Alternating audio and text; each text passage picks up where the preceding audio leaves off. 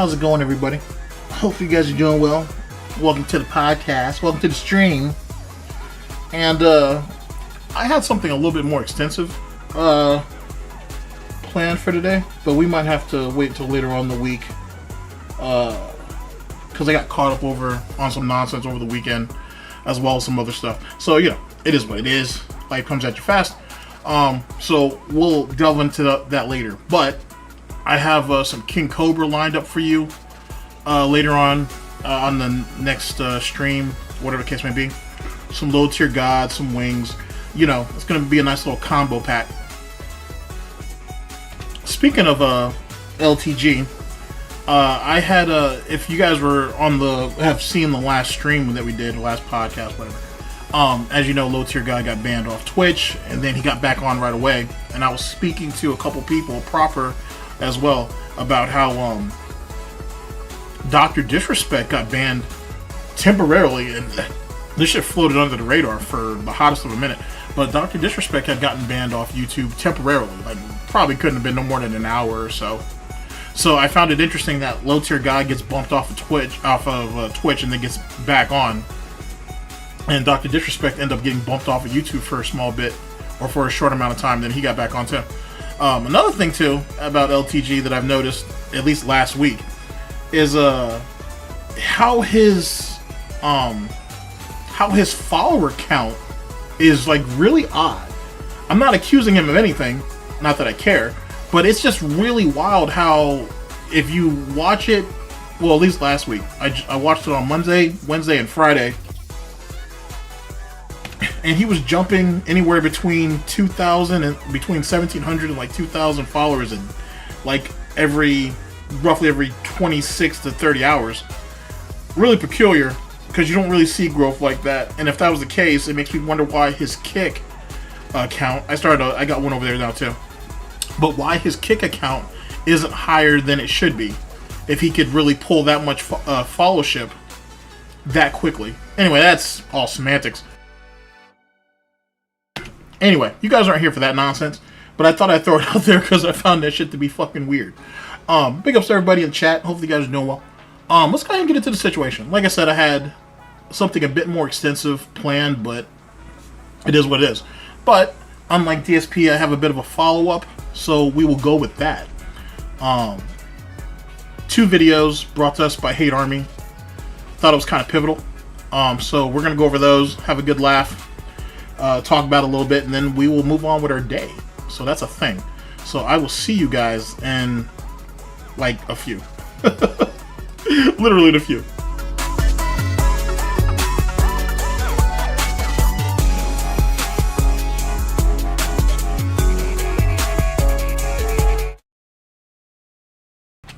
Alright. So, how do I even start this shit? So, over the weekend, as I'm sure most of you have seen, DSP was getting cleaned up in Street Fighter 6. Nothing to be surprised about. I also heard that he got butthurt that he was being clipped. That some of his matches were being clipped, and he was getting upset about that. As you know, the Rage compilations on him and Low Tier God are bringing in views. Big ups to everybody who's doing it, but mainly Volt Boy, who's someone I've been watching pretty closely, who's been putting out bangers as of late. Sorry about that.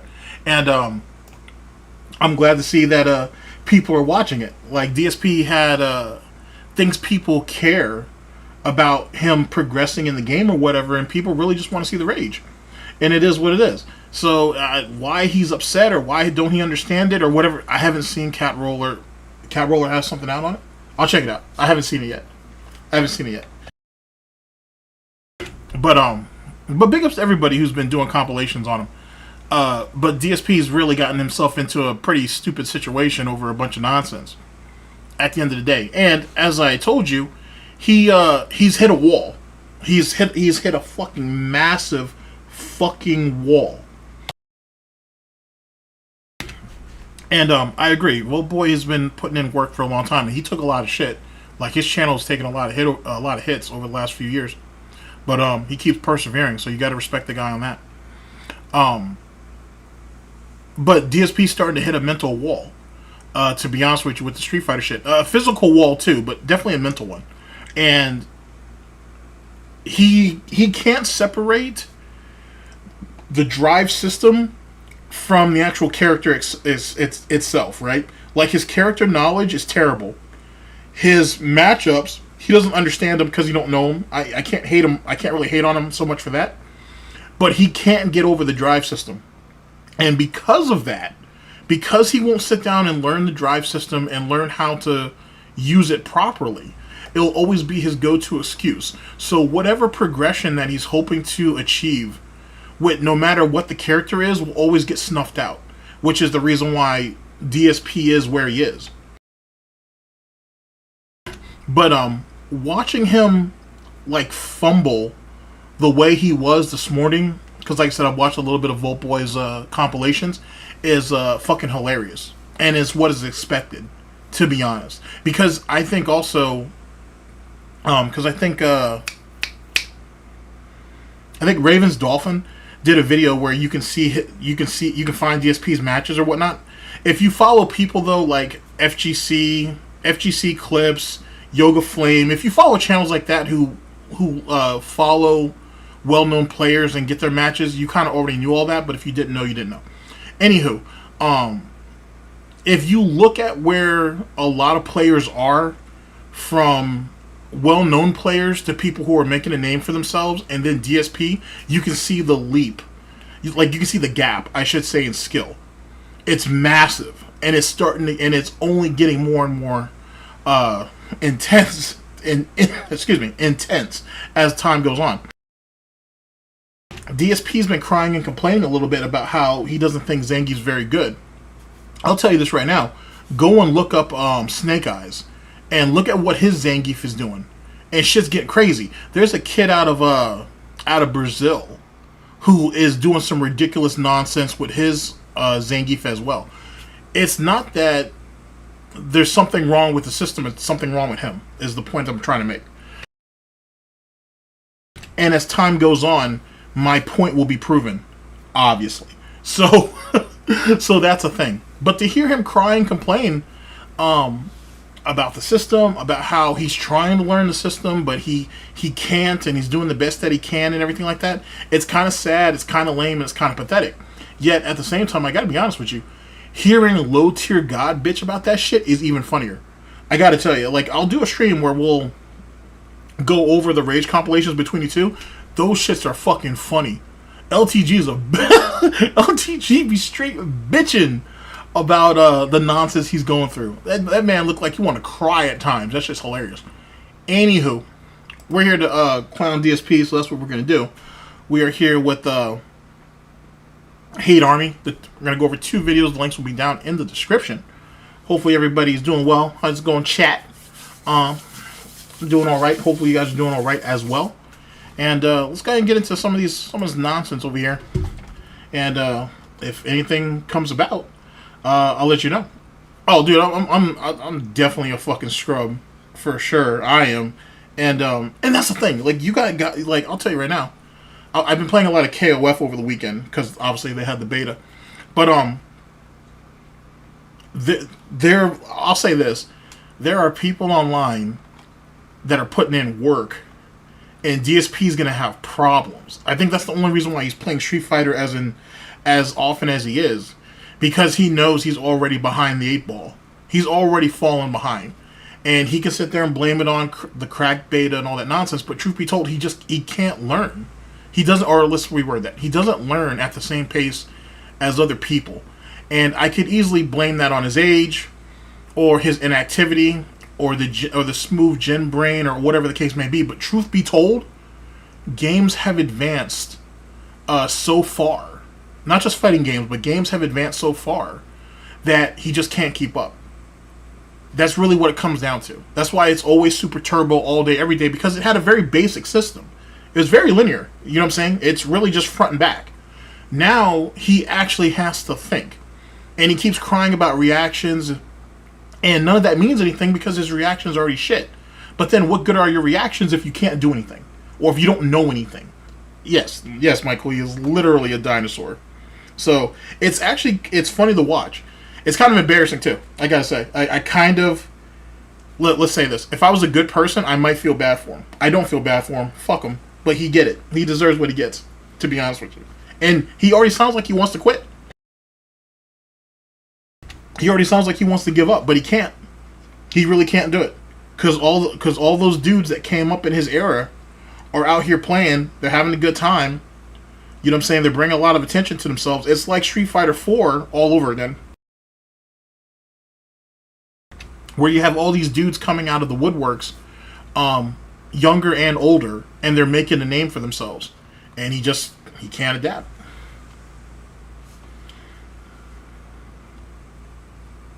He was never good at coming up with a game. That's a fair point. He was never good at coming up with a game plan anyway. His whole concept of reacting to what's being done is, if that's all you have, then your game's already exposed. Because that's you're telling people that you're not a deep thinker, right? You're telling people that, oh, all I can do, everything I do is dependent on what you do. If that's really the case, then you have nothing. And once people figure that out, you're screwed. You know what I'm saying? Look at the John Gotti Jr. The third, or John Gotti the third, and Mayweather fight that happened over the weekend. Same concept. If you're I'm not saying that John Gotti Jr. or John Gotti the third is a bad fighter, but if you only have a couple of ways at coming at somebody, then you're done. You know what I'm saying? Unfortunately. Or you can even take the last game of the Denver-Miami Heat game. Yeah, I mean, whatever. We can talk about that all we want. But you know what I'm saying? Like, if you have no plan, people are always going to figure you out. And if you can't adjust on the fly, you're done.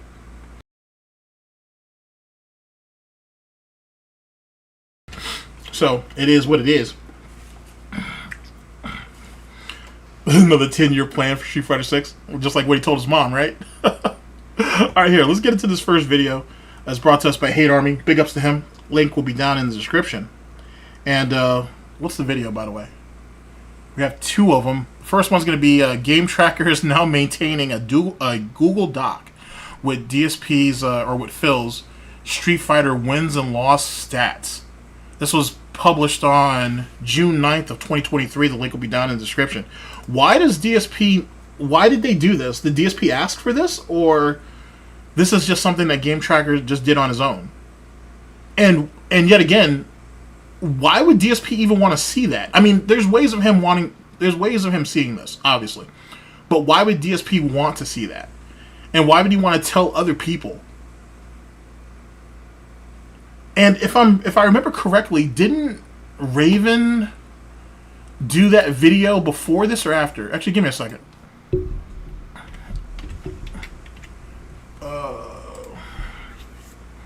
I can actually find this.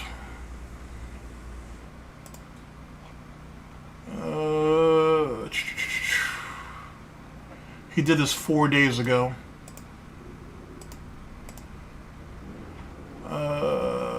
This was...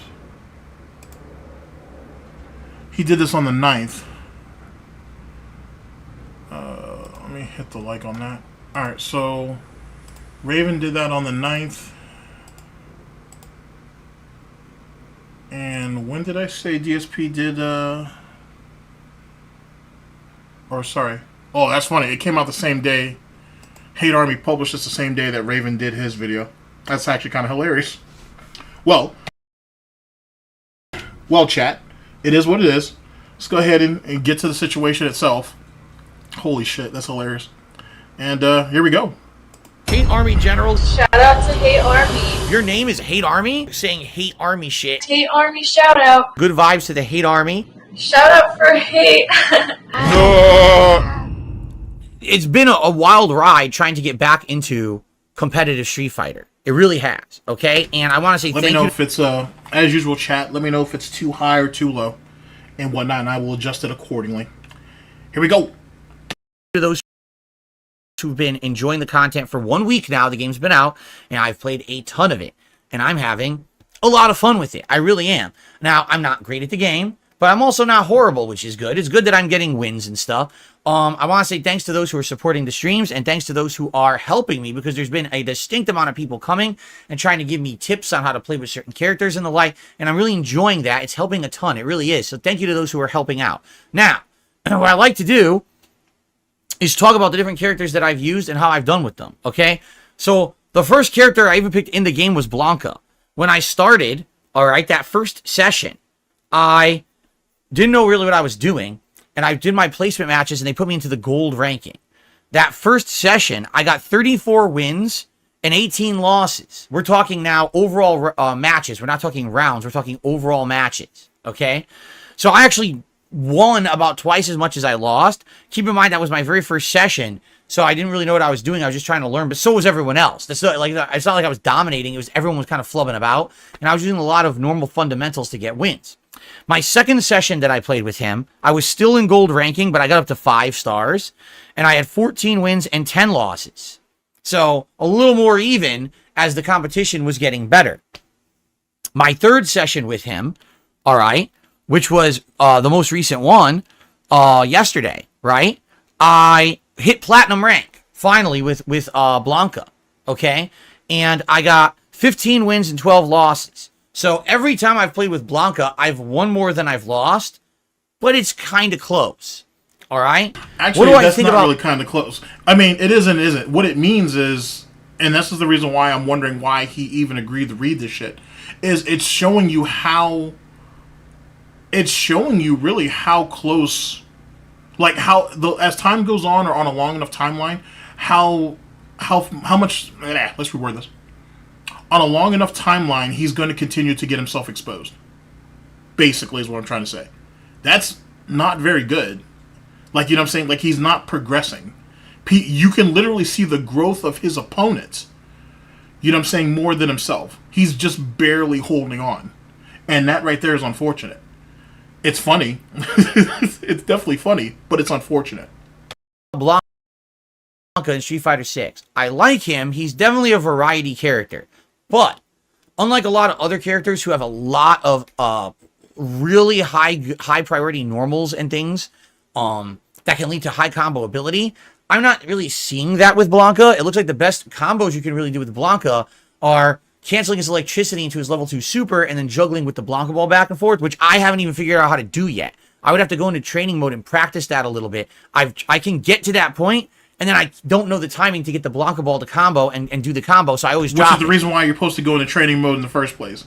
So, Mr. Oh, what do I need training mode for when I can play people online? That's how you learn, which is an old arcade type mindset. This guy has been playing on consoles for over a decade. He's playing online Street Fighter, I should say, since it was made available. And yet, for whatever reason, we still can't get it together. We still don't understand how to make shit happen. Yeah, that was a good pause. Thank you. But it shows you it's weird.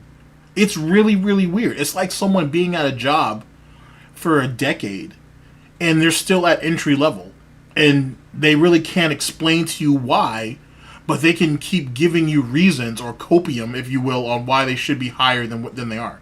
That shit's crazy, bruh. Crazy. And also,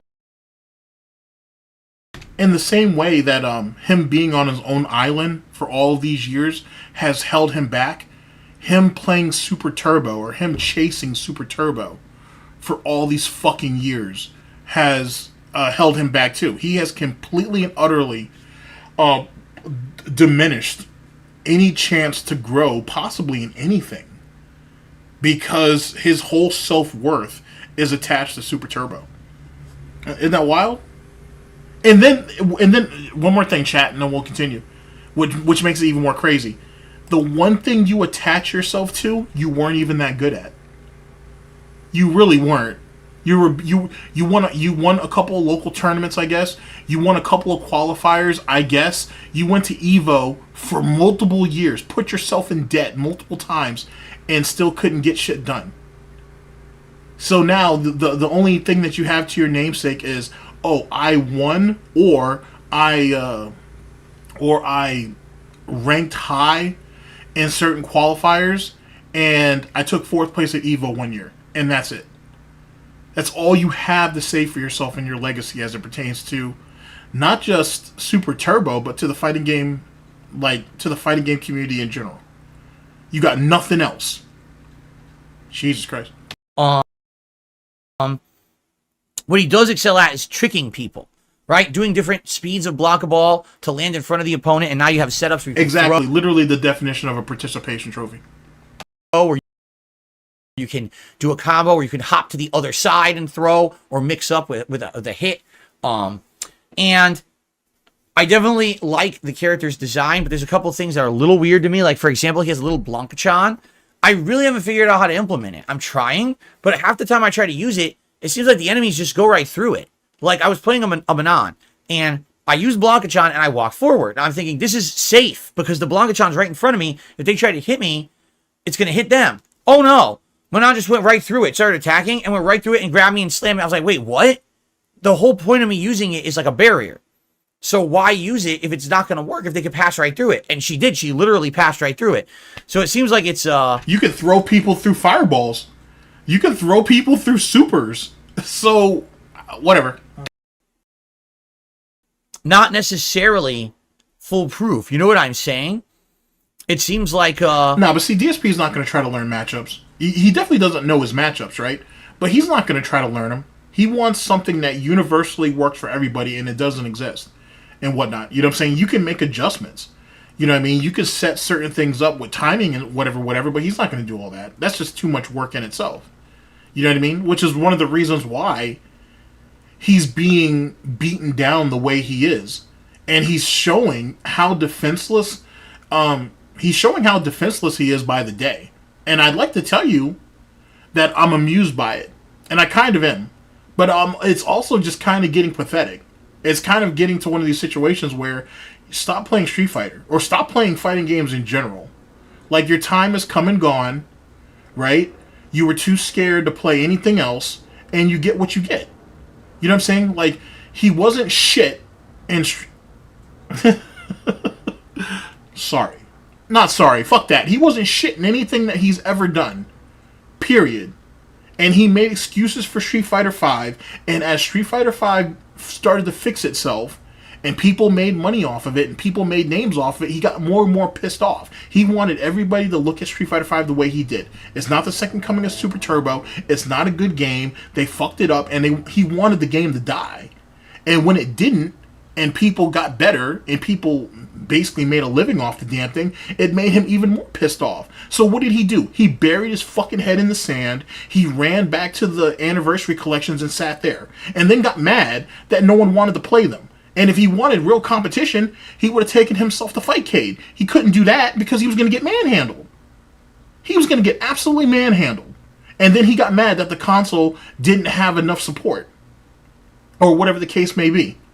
Even though all he was going to do was hide his ass in one of those lobbies with a bunch of scrubs and try to, not even scrubs, just noobs, to be honest. And he was just going to play off them all night. So the dude doesn't want competition. He doesn't want resistance. You know what I'm saying? He wants to be complacent. He wanted to come up there on his Friday, rip off these idiots and whatnot who need to be trying to progress themselves in life instead of trying to support his dumbass. And he wanted to try to ride out his glory days. And now that he has to play something new and he has to learn a whole new system, he's resistant to it. And honestly, I just don't think he can make it work. I think he'll pick up whatever he can and he'll try to put it together, but it'll never work the way he needs it to. And in a month or two, if it even takes that long, he's really going to be hurting. And then what? He's gonna wait for a new update or a new DLC for World Tour mode, and then try to hide himself in there. What's the point? What's the point? And then his and honestly enough, the most successful thing that he has on DSP Gaming at the moment is the Street Fighter shit, but that died out because the Rage compilations on the detractor channels are getting all the views and shit and getting all the attention, as they should. And you can tell he watches them because he tries to put rage in some of his titles or whatnot, and it don't work.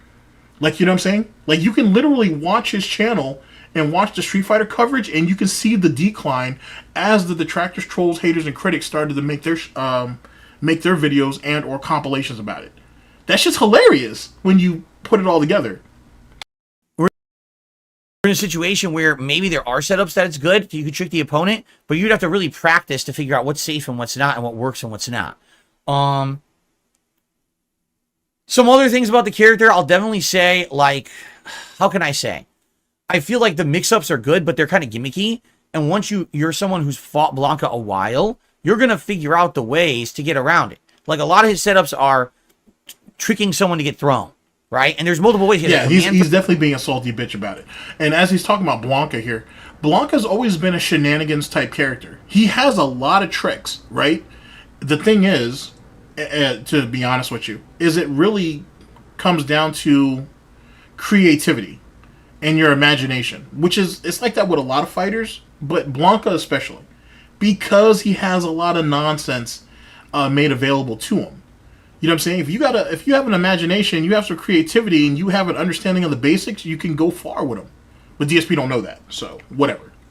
And he has regular throws, but I think, like, once you play more with Blanka and more people learn Blanka, I don't think he's going to be as good. I think right now he's good because the game just started and people are just learning.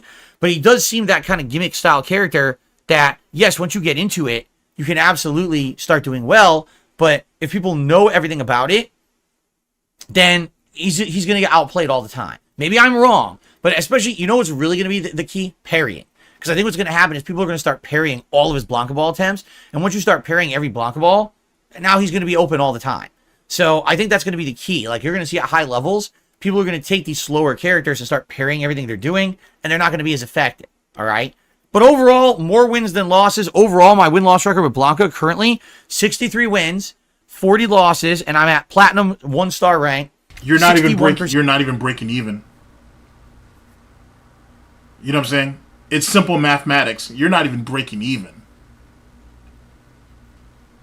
Yikes. And I'm saying this, absolute clown mode, but I'm absolutely saying this because think about all of his years of experience and all the other bullshit that he wants to tell you. Like, you know what I'm saying? I want you to really take that into consideration. How's it going, Chiyo? And big ups to everybody in chat. But, like, you know what I'm saying? Like, we're not even breaking even. We're struggling, truth be told, just to break even. He's making excuses about Blanka and why he can't even break even. Keep that in mind. That win ratio. He should have. I'm surprised he even made the diamond, to be honest with you. And the thing is, truth be told, I kind of want to be an asshole and say that that's because of rank protection, but I won't go there just yet. I'll wait on that. Good stuff. The second character I ever played with was JP. Now, I only used him once, and they put me into silver. By the time I was done with that session, I was in platinum. So I won so much. I won 32 wins and 13 losses, a 71% win ratio for JP. And he's actually, if you can believe it, that's my winningest character. And I never went back. Oh, geez, the best character in the game at the moment is where his win streak came from. I'm not sitting here trying to make excuses. I'm just being honest. Like, you know what I'm saying? That dude is, JP's a fucking animal. And especially if you've seen like players play him at a high level, he's a mess. He's a mess. So what are you gonna do? Yeah, those gray patches are something. Like, he should just cut all this off. Like this really, I don't even want to. This nasty mustache or whatever that need to go, and everything that's on his chin, that shit, he needs to shave that shit too. Like, just get rid of it. Fucking A. Play with him again. You might say, well, why? It's not that I don't like him, and the thing is, I probably will go back and play with him again eventually, but I don't know. Like, a character that's based solely on trying to keep you away as much as possible. And yes, he has mix-ups. The shadow things that come out can be overheads or standard hits or anti-airs or grabs. And it's kind of nice that have that variety. and he does have some high combo ability as well. I don't know. There was something about him. He didn't really like click with me for some reason. I think I will play with him more though and give him more of a chance later on. But for now, I kind of put him on the shelf after that one session. I did really well with him, but I never really went back. Okay. Then the next character I tried was E Honda. Okay. E Honda. I played so well in my placement matches. I think I won them all. That I got into diamond rank. Diamond rank. Alright? And this definitely was a curse. Because once I got into diamond rank, I basically could barely win. Right? So, what ended up happening was I was learning, and I'm in diamond, and everyone's whooping my ass. And I'm like, well, I'm going to do my best to hang. And I did. But I lost more than I won. I had 29 wins and 31 losses. So, only a 48% win ratio. Okay, so actually my first losing ratio. But for the fact that it was my first time playing, and I was in diamond with people who were actually doing insane combos and stuff, it was pretty crazy that I did as well as I did. But I kind of feel like getting those early wins in placement kind of screwed me over. You know what I'm saying? I want you to think about this for a minute. So we had placement matches that he didn't try to learn anything. He didn't try to experiment or whatever. He just rammed his head into a wall until he made it through. Then he gets into a rank that he feels is too high for him because he can barely, not even barely, he couldn't hang. And he got bodied. And then he gets mad because he feels that the system literally gave him too much leeway. And that's why he failed. Oh, the system treated me too well. And that's why I failed. Oh, so let's say, let me give you an analogy. Not a good one, but let me give you an analogy. So when DSP spent, I'm going to pick a random year. I'm going to say his 2007 year, going to all of those EVO qualifiers, right?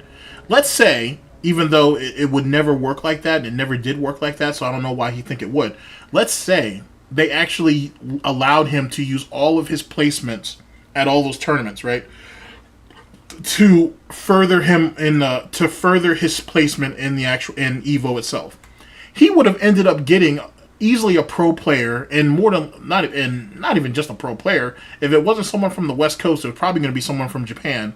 Literally within his first match, and he'd have gotten bodied. And he would have complained about it. Oh, well, that's not fair. Why didn't I get any scrubs? How do I know this? Because DSP has said in the past that when he went to some of these tournaments, he was like, it was unfair. Why am I facing well-known players off the rip? Where's the scrubs at? Why am I not getting scrubby players at first and then allow me to progress to the better players? Now, keep in mind, we're talking at a tournament level now. We're not talking about online. We're not talking about some bullshit at his locals. We're talking about at a major. We're talking about at a national tournament. He's crying that he couldn't get scrubs to warm up on, right, before actually getting better players. He wanted to ease his way through the bracket and then get some, and then, actually have to play against pro players. Think about that. Jesus Christ. So, I guess we'll see solo leveling, because I saw someone say anime. If this was solo leveling, he'd gotten bodied in the first episode. First 5 minutes, guaranteed. He'd have gotten bodied. If I go back, I want to play him again. I've seen other people now doing these hit strings with him, where essentially what it looks like is his standing medium punch is a super safe move, and after that you can immediately cancel into the meter burn push, like he has the walk, the sumo walk, and it seems safe. So you can just do this, and it takes big chunks off of drive meter, and it looks like people can do these lockdowns and locking into like frame traps that are kind of interesting. And I would like to try that because now I am actually looking up some old posts for Agent Proper, because he's going to have a series where he's going to go over a lot of that, and I might actually get on a few of those if the opportunity arises. But yeah, some of his the old forum shit is fucking hilarious. It really shows you that he hasn't grown as a person. He really hasn't. He's like anybody else. He's like any other lolcow, I should say. He will talk that hot shit until he has to face the consequences of it. Once he faces the consequences of it, he bitches out. And then he goes back in his little hole for a little while. And then he waits until he can try to build up his fucking confidence and do it again. But he just does it slightly differently from the first time. Or he picks a target that he feels people can get behind him on. I'll give you an example. Triforce, back in the day on SRK, Triforce is a polarizing individual, right?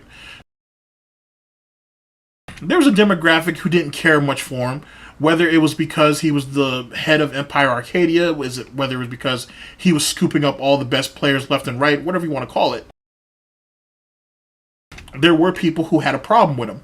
And DSP tried to jump on that hate train in the exact same way he tried to do it pro Jared, and he thought he was going to get somewhere with it. And eventually he ended up getting bodied out. You can find him on YouTube. You can find it on YouTube.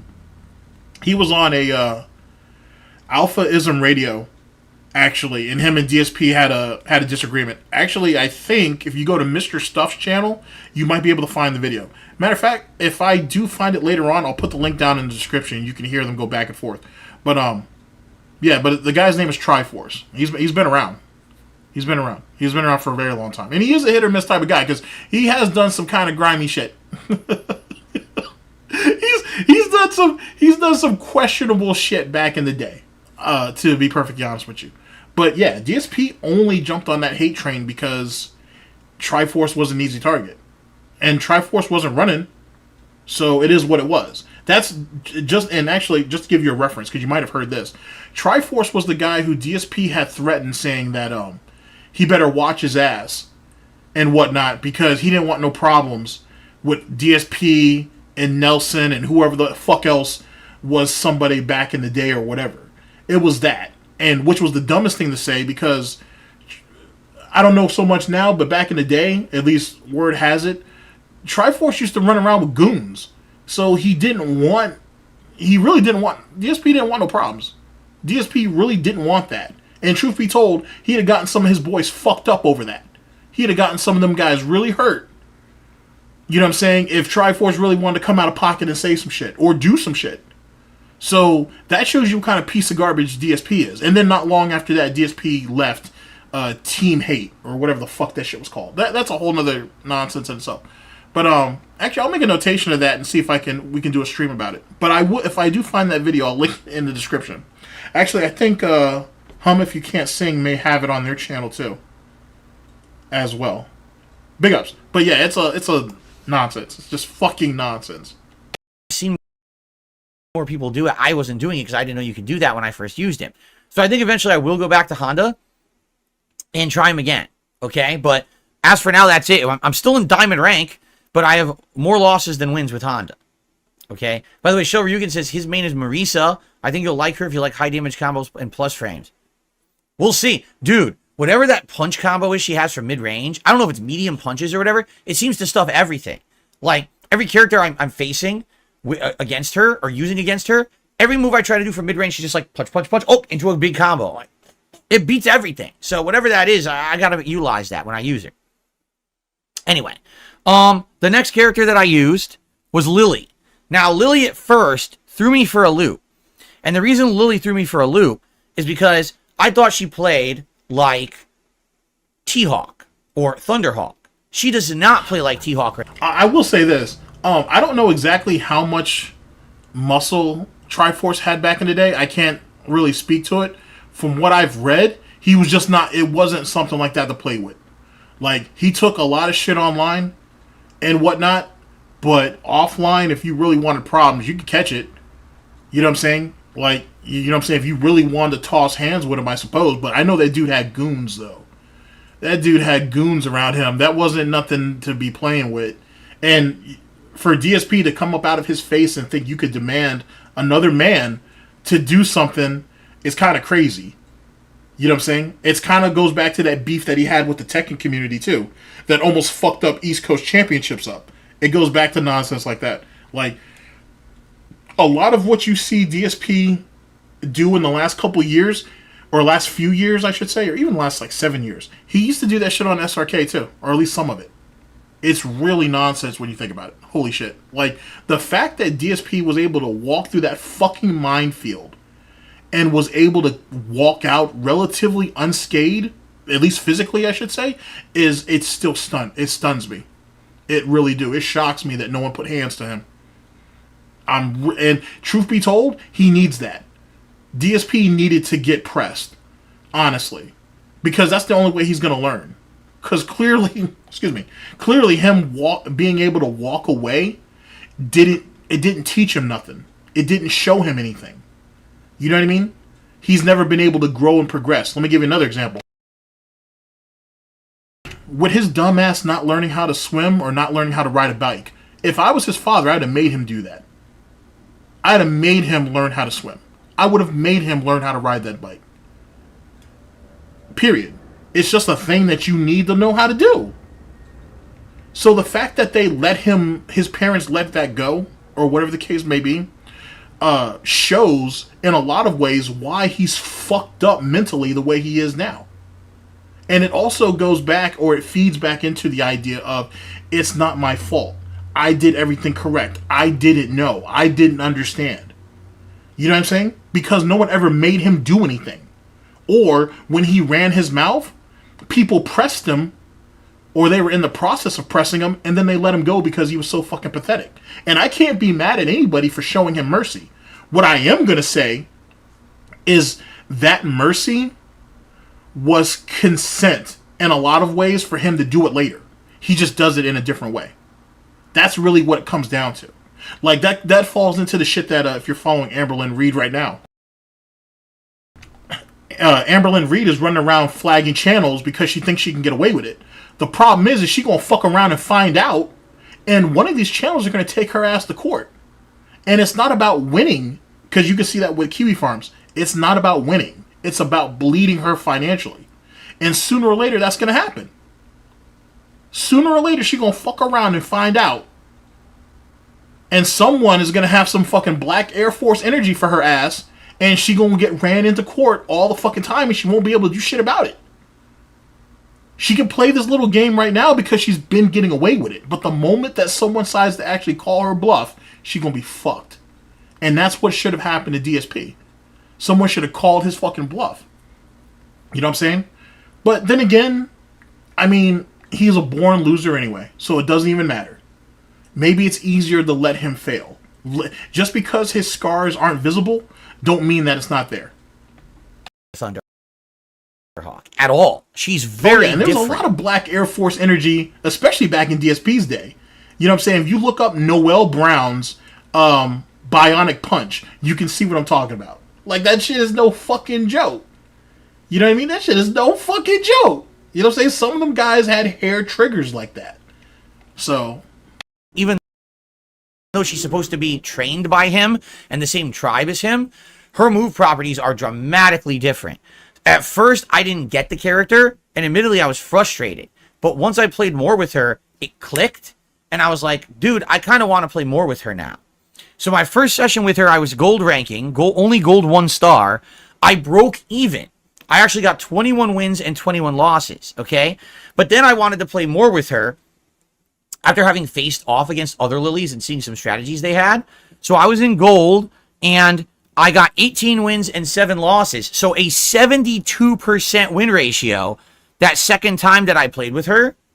And that propelled me from gold to platinum. And then when I played with her yesterday for another hour, I got 14 wins and 8 losses, 64% win ratio, and that kept me at platinum rank. So overall, 53 wins, 36 losses with Lily, 60% win ratio. So the characters that I'm kind of going back to and playing more with, I seem to be doing better with overall because I'm learning them better and getting better matchup knowledge. You see, Lily I like. She's got some interesting tools. She's got good normals from mid-range. She's got a decent combo with low jab hit confirm into the meter burn version of, well, I say meter burn, but it's OD version of her Condor Rush move. Does good damage. She's got big setups into 360, and you can do regular 360 grab or EX grab, which does tons of counter hit damage. The only problem I have with her, she doesn't have great combos at all. Probably not, Discord. I'm pretty sure. Probably not. Probably not. I think one of the many examples I could give you, if they weren't enabling, they were definitely abusive in some way, shape, or form. Look no further than King Cobra, to be honest. King Cobra has been able to fall into the mess that he's been able to fall in because Clint, how do I say this without being absolutely fucking brutal? Actually, you know what? Fuck it. Fuck it. Clint has already given up on Josh. I think Clint is just waiting for... He's waiting for 3 phone calls. He's waiting for the phone call from the coroner's office saying that they found Josh dead. He's waiting for the call from the police station that Josh has been arrested, or he's waiting for the phone call saying that Josh ain't killed some girl. Either the girl OD'd in his fucking apartment, or he strangled her, or whatever. Those are the 3 calls that he's waiting for. Clint has already given up on Josh. Because Josh has given up on Josh. I think Clint tried to do the best that he could, but he was quick to pass off his problem over to someone else. And that's why Clint wanted...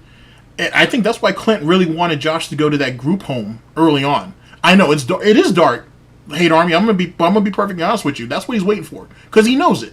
You can tell by the way Clint talks that Josh is just Josh, and there is no really getting around that shit. He's gonna, however Josh's story ends, it's not gonna end well. To be honest, can I say that Clint has done everything in his power to help Josh? No, he hasn't. But at the same time, not even but, Clint wants his own life. And he wants to enjoy as much of it as he can towards the end, to be honest with you. I honestly think that's what the situation is. So, he's given up on Josh. Because Josh has given up on Josh. If you look at someone like Wings, I saw someone bring up Wings' mother. Wings' mother never liked Wings, clearly. She fucked him over financially a couple of different ways. With that failed bar/restaurant, whatever bullshit that was, refinancing the fucking module mansion multiple times.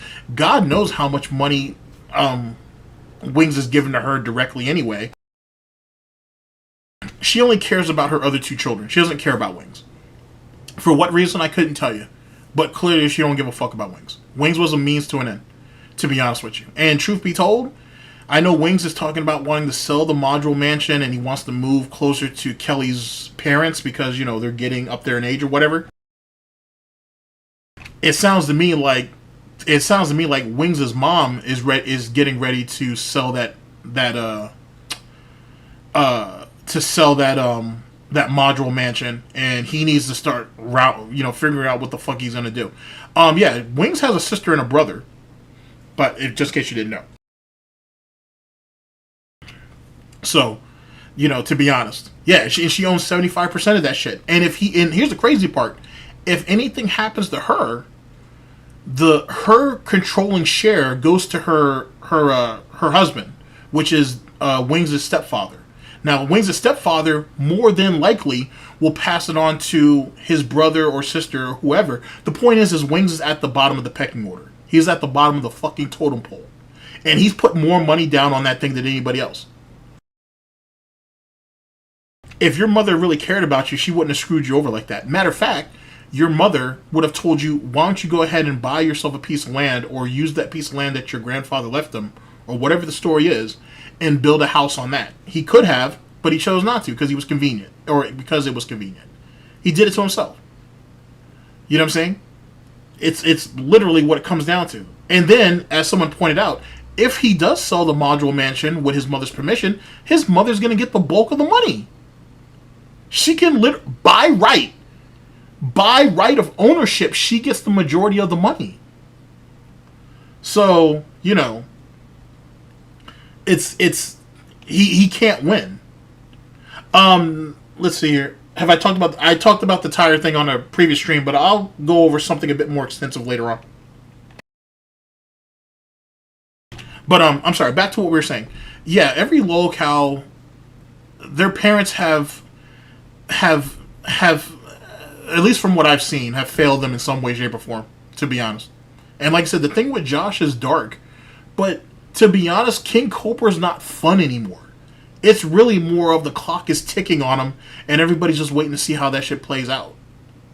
You know what I'm saying? Especially after his last arrest, or public was it public intoxication or or being publicly or just being disruptive, whatever it was that he ended up getting. He didn't get arrested, but they put him in the fucking can to dry his ass out. It didn't change anything. It didn't stop his drinking. You know what I'm saying? So it's only going to be downhill from here. I mean, at the end of the day, I'm still going to watch it like everybody else. But public intoxication. Thank you, Ice. But you know what I'm saying? It's downhill for someone like Cobra. And like I said, do you throw all of that on Clint? You throw a good amount of it on him. He should have put Josh in that home. Give him a couple years, see how he squares up. You know what I mean? But because he didn't, he let those bad habits fester. Same thing with Amber Lynn. You know what I'm saying? The one family or the two families that did the right thing were the ones who put the lock on the refrigerator, and her second girlfriend, who her family regulated what Amber was eating. And that's how she lost all that weight. She didn't lose that weight because she was working towards it. She lost that weight because those people had a shotgun on her dumb ass, and they made sure she couldn't get into the cupboards or the refrigerator. I understand that Amber Lynn is Tevin's girlfriend, but there's a lot of her, so he can pass that around. I'm not saying that I really want it, but I'm just saying there's a lot to pass around. Chantel's another one. Chantel, if you know her history, Foodie Beauty, she fucking was giving herself up for fucking cheeseburgers. This chick was going out there dating pedophiles. You know what I'm saying? Men that she knew that were older than her, and she used them for their money and resources, knowing damn well that, you know what I'm saying, they were pedophiles, obviously. But she played upon it. Like, you know what I'm saying? And that's because her mother and her grandmother were lazy bitches. So, I mean, you know, if you think that shit don't get dark, that shit gets fucking dark. You know what I'm saying? That shit gets disturbing. Disturbing as fuck. Have any of you guys seen the Toad McKinley documentary on Foodie Beauty? If not, we can watch that on stream one day. Matter of fact, I guess you guys need a crash course. That's okay. We can do that. I can do that for you. I'm not sure if Tevin has ever gone over that documentary in its entirety, because it's like 2.5 hours or some shit. But I'll do it. You know what I'm saying? Just so you guys can check it out. Or the next time you guys, Tevin has an Amber Lynn Chantel stream, ask him if he'll go over it. But it's a mess. It's a mess how scary that shit is. Holy shit. But here, let's continue. Just okay kind of mid combos, but nothing amazing that does insane damage. And also, she doesn't really have a great reversal. Her reversal is level 2 super. I'm telling you, that Chantel fucking lore is fucked up. It is disturbing what that chick, or if you want to call her a woman, but it's disturbing what she did, like, or what she'd been doing. It was a mess. It's nasty. It isn't good. It would be great if she had a better reversal, but she doesn't, which sucks.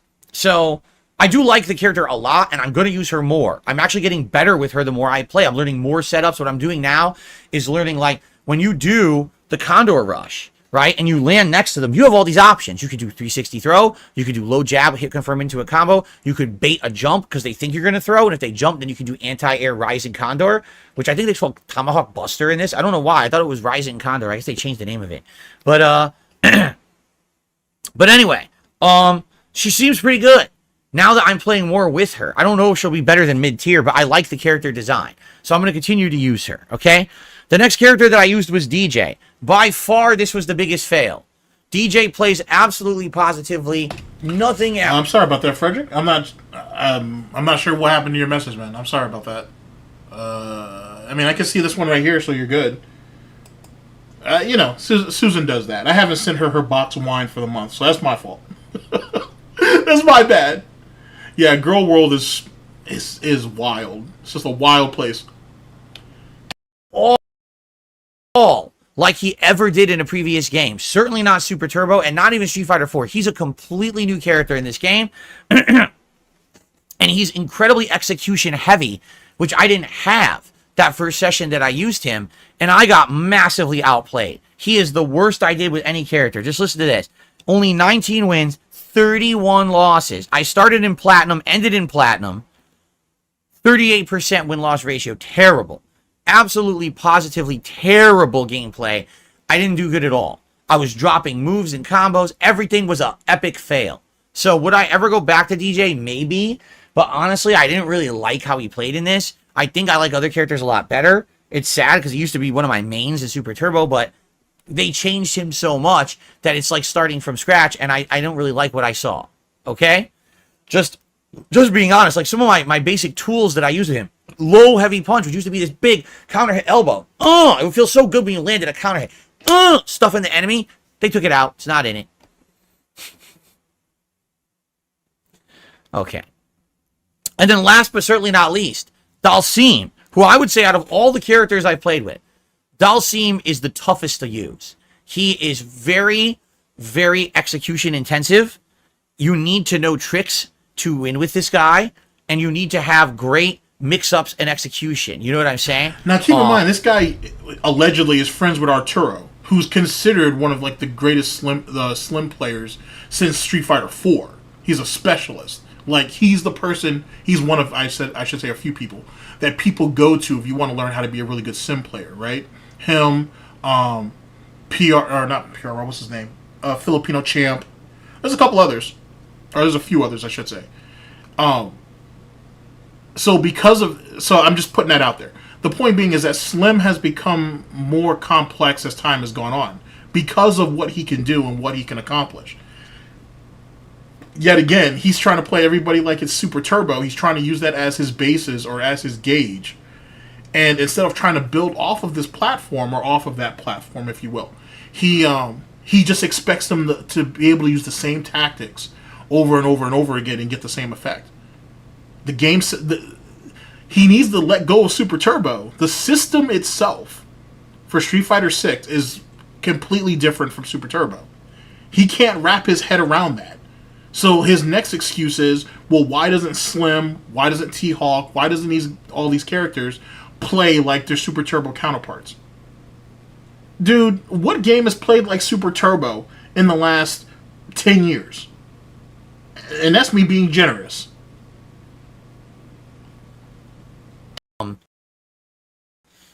He's fun, but at the same time, he has weaknesses. His weakness is if anyone keeps rushing him down, he has a hard time getting you off of him. He does. He has no true reversal besides level 3 super.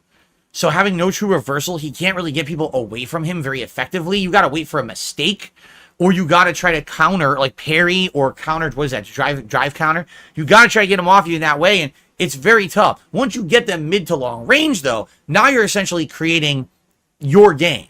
You start throwing out the bouncing fireballs. Absolutely, Robert. But that's not what. And you're absolutely right. Capcom has moved so far away from Super Turbo for a reason. He's never going to see a game that's based off of that. And as I spoke about on the last stream, I'm hoping with KOF 13 being not really redone, but the online play for it is being tweaked. I'm hoping that we get CVS, the CVS series, CVS 2 mainly, but I'm really hoping that SNK and Capcom are gonna get it together and get CVS 2 out there with online play and all of that. They've made their money off of Super Turbo and off of collections and all that shit. They're never gonna make a new game that's gonna be based off Super Turbo. That's done. They've got so many collection editions and versions out there that they don't need to. If anything, they've bled Super Turbo for all it's worth and some. Floating around and doing the fierce punch, that's really high priority in this game, or you start teleporting behind, you're doing mix-up combos. Level 2 super is really good and does high damage with mix-ups. So basically, I like the character a lot, but this character is someone I'm going to get more and more adjusted to the more I play with him. As I start to feel more comfortable with matchups. Exactly, Anime Gun. If they haven't already moved on the greater pastures, you're right, they've essentially all cleared out. You know what I'm saying? Or they've all moved on and adapted a whole new mindset or a system as it comes to Street Fighter games. Or just fighting games in general. And yet again, that's actually a good thumbnail. And it just he holds on to whatever he wants to hold on to. It is what it is. It is what it is. And I start to feel better with mix-up attempts and things. I like him a lot. I think, honestly, if you want to know the truth, out of all the characters, I think I like Dalsim the most so far. Which is weird, because that's really not my style. But I think it maybe will be my style in Street Fighter 6. I don't know. But Dalsim so far is my favorite character out of all the ones I've played. So let's talk about performance. The first time I played him, I guess we're reminiscing about John, because that was one of John's best characters. I'm just throwing that out there. You know what I'm saying? I have no evidence or proof of any of that. Long live John Rambo.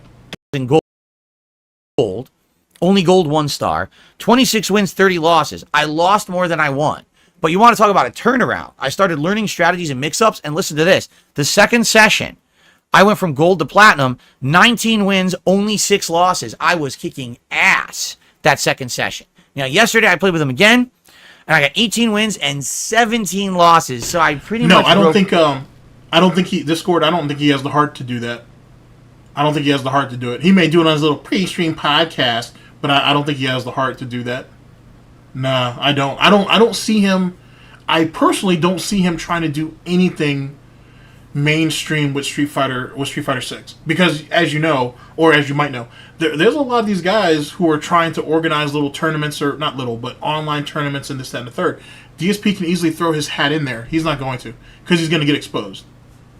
He legitimately is going to get exposed. And he's too scared, given how popular Street Fighter 6 is right now, to talk that tough shit on Twitter. He's not going to get it. He doesn't want to get humiliated. It's going to look like, let me give you an example. Not a good one, but let me give you an example. Do you guys remember, I mean, it was either earlier this year or late last year. There was a guy on Twitter who was showing off his arcade cabinets. And DSP, for whatever reason, decided to go up there and talk his shit. And that dude clapped on him. And then you saw all these other people laughing and mocking him too. DSP doesn't want to go through that. Because even though there are plenty of well-known players who saw that tweet and liked it, DSP was fortunate that none of them decided to get in and actually say something. At the same time, he doesn't want someone else to make a name off of him. So, just going to leave that alone. And, that's a pretty good screenshot. I got to admit. That's a pretty good screenshot. I feel like that's what DSP really looks like when he eats a cat's cake. Now, what cake am I going to tell you? Which cake am I talking about? I'm not going to say. I'm not going to say. You guys get to figure that out. Even I did remain in platinum. Overall, 63 wins, 53 losses, 54% win-loss ratio. So if you actually look at all the win-loss ratios, the best by far is JP. Then the second best is Blanco by 1%. Then it's Lily, and then it's Dalsim. Honda and DJ were epic fails so far. Okay? So my favorite character is Dalsim, but I really like Lily as well. Blanca is fun, but I do feel like he's going to be more limited, but I will continue to use him. I'm curious to see what's going to happen with the Geefster today. Right? Geef, very unique in this game. He's very different from how he's been in other games. Looks like he's very much heavily focused on getting a one-hit or counter-hit into throw setup. His throws are incredibly damaging in this game, too. Like, really damaging. So I guess we're going to see how it goes today.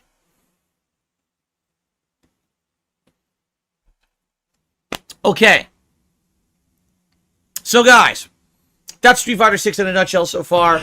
Now, what Logan, I saw that dork video, or that segment, I should say, and the fact that he made himself look like more of an ass clown than the story that was told to him is just amazing. Just amazing. There's no. Meth Bear. What I was saying is that we're not talking about Cammy's pound cake. We're not. No. That would never even be presented to him. He's not worthy of something like that. Let alone could he handle it. So his grubby little fucking hooves isn't even at the table for that. That's for the big boys and girls. You know what I'm saying? He don't have to worry about that. He can stay at his kiddie table with the rest of his dents, and they can deal with what they have in front of them, which isn't much from what I've been told. Especially looking at what Derek's been doing lately. To do is do some shout outs for you guys, and then we'll do some Q&A. Some tips that have come in. So we had an overnight tip that came in from Gametrekker. Trekker, $29.99 tip, but I'll count it as a 30. Yeah, they did a fantastic job with Cammy. Like the fan art that's out there is like even just some of the basic stuff, which are extremely well done, is definitely not safe for work. Not at all. When you have someone who, when she is fully clothed, and it's still too much, that tells you something. They did a fantastic job with her, to be honest with you. They let that cake mature properly. It was done well. It was done well. However, he wants the $29.99 animation because he wants to see the Street Fighter animation. There we go. Thank you, Gametrekker. Let's get him up on the leaderboard and see what he has to say this morning. By the way, it's already over 80 degrees in my office, so I guess it's air conditioner time. I was trying to avoid it because it's actually cool outside today, but this office gets really stuffy, and especially when I'm playing Street Fighter, I need air conditioning. Okay. So Gametrekker says the following. Russian wrestling yeah, is... I did. I saw the thing about the whole dork situation. His explanation or his retort to it, or his rebuttal, was lame and kind of embarrassing. And with that being said, as it pertains to people who make content that it pertains to gaming or streaming, we're getting to the point. Excuse me. His sweat glands, or those snout flaps, are really getting on my nerves right now. But as it pertains to online gaming, whether content creation or streaming, it's getting to the point where you need to either be incredibly skilled, you need to be incredibly entertaining, or both.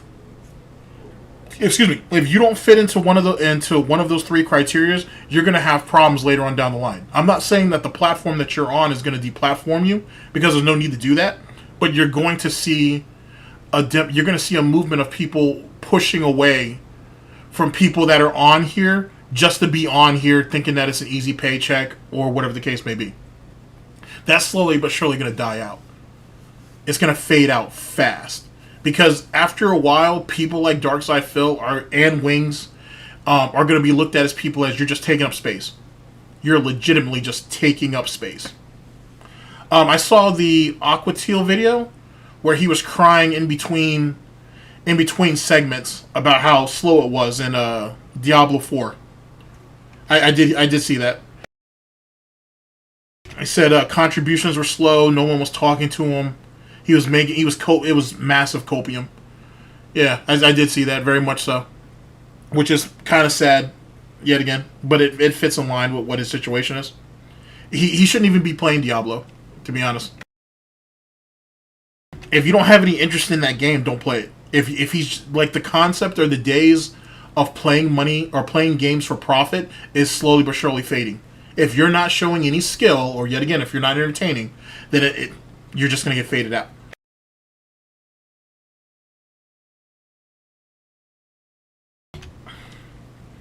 So it's a thing. The VTuber thing, and you can ask Asian GTG about that, because that's his realm. If some of that degeneracy doesn't chill the fuck out, there's gonna be problems. They're gonna be problems. I'll say that much. Always number one. Been looking forward to this. I actually don't know a ton about Geef yet in Street Fighter 6, but I can say one thing. He seems to be put quite a ways away from his opponent after landing any spinning pile driver. If he wants to quickly continue his offense after that, the solution generally seems to be immediately drive rush to run back in. So how do you do drive rush? Parry input, but tap forward twice, and you go from parry into the green dashing animation. He says, remember, any normal use during a drive rush, i.e. when you're still glowing green, will get extra frame advantage, allowing for links not possible otherwise. On a different subject, have you mentioned the Google Doc I emailed you? That's where I'm reading the statistics from. He says, counting your match wins and losses is actually fairly quick to do, and in my opinion, more telling than counting individual rounds or full sets, especially because some opponents quit before a full set can be completed. It's my hope that you will be able to get good use out of this doc moving forward. Yes, and if you continue to maintain it, absolutely. This will be a very important document, I feel. One other thing I would like to see is overall wins and losses, because right now we got 63, 50, 60, so that's like 170. That's 200. Right now, I'm around 250 total wins, I believe. It's kind of like the climb to 1,000, right? I feel like the climb to 1,000 wins is something cool. It's interesting how he didn't say how many losses he has, because I know it's definitely close. What do I think DSP's streams are going to look like in 2026? Ooh, 2026. If I had to be honest, by 2026, I expect that you get a pre-stream. Sorry, you're gonna get a bottom bitch podcast that's gonna last between 2 and 4 hours, and a gameplay and a gameplay stream or a reaction stream at night, and that's probably the end of that. If I had to guess, I think he wants to have. I think he would rather have a stream in the. I think the early stream is just gonna be one long podcast. Like I said, between 2 and 4 hours, give or take. And then on the night stream, it's either some gameplay, probably Street Fighter, or some other fighting game that he is going to try to convince people that he actually gives a shit about that he really don't.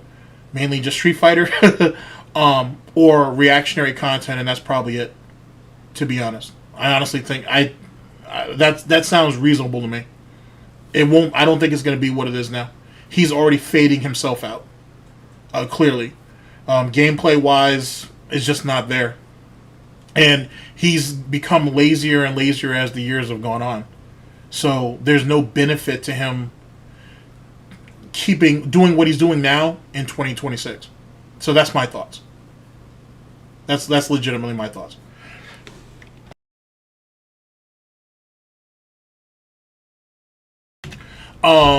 Yes.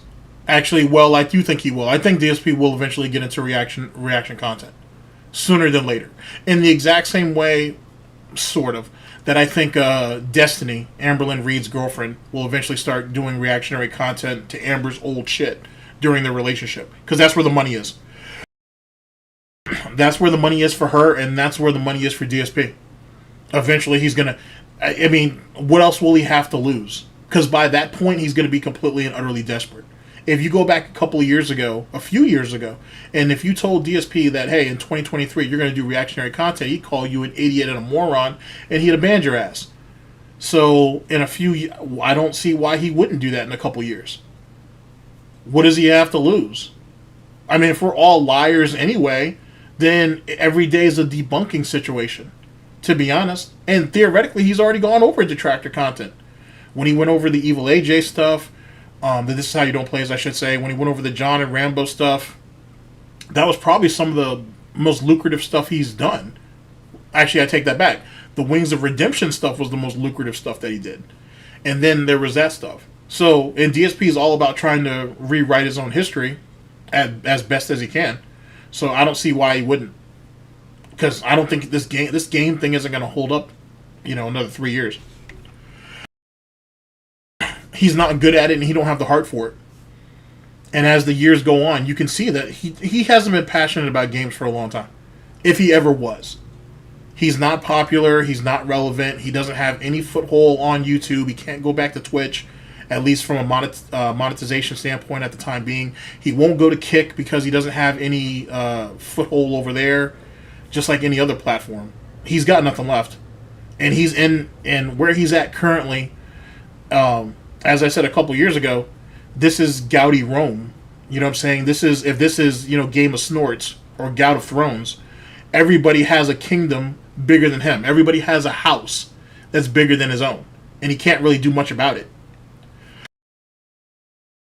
You know what I'm saying? DSP's lost everything as it pertains to YouTube. And online in general. When you have people on TikTok and on Twitter that are outdoing you on your own dumb shit, that says a lot.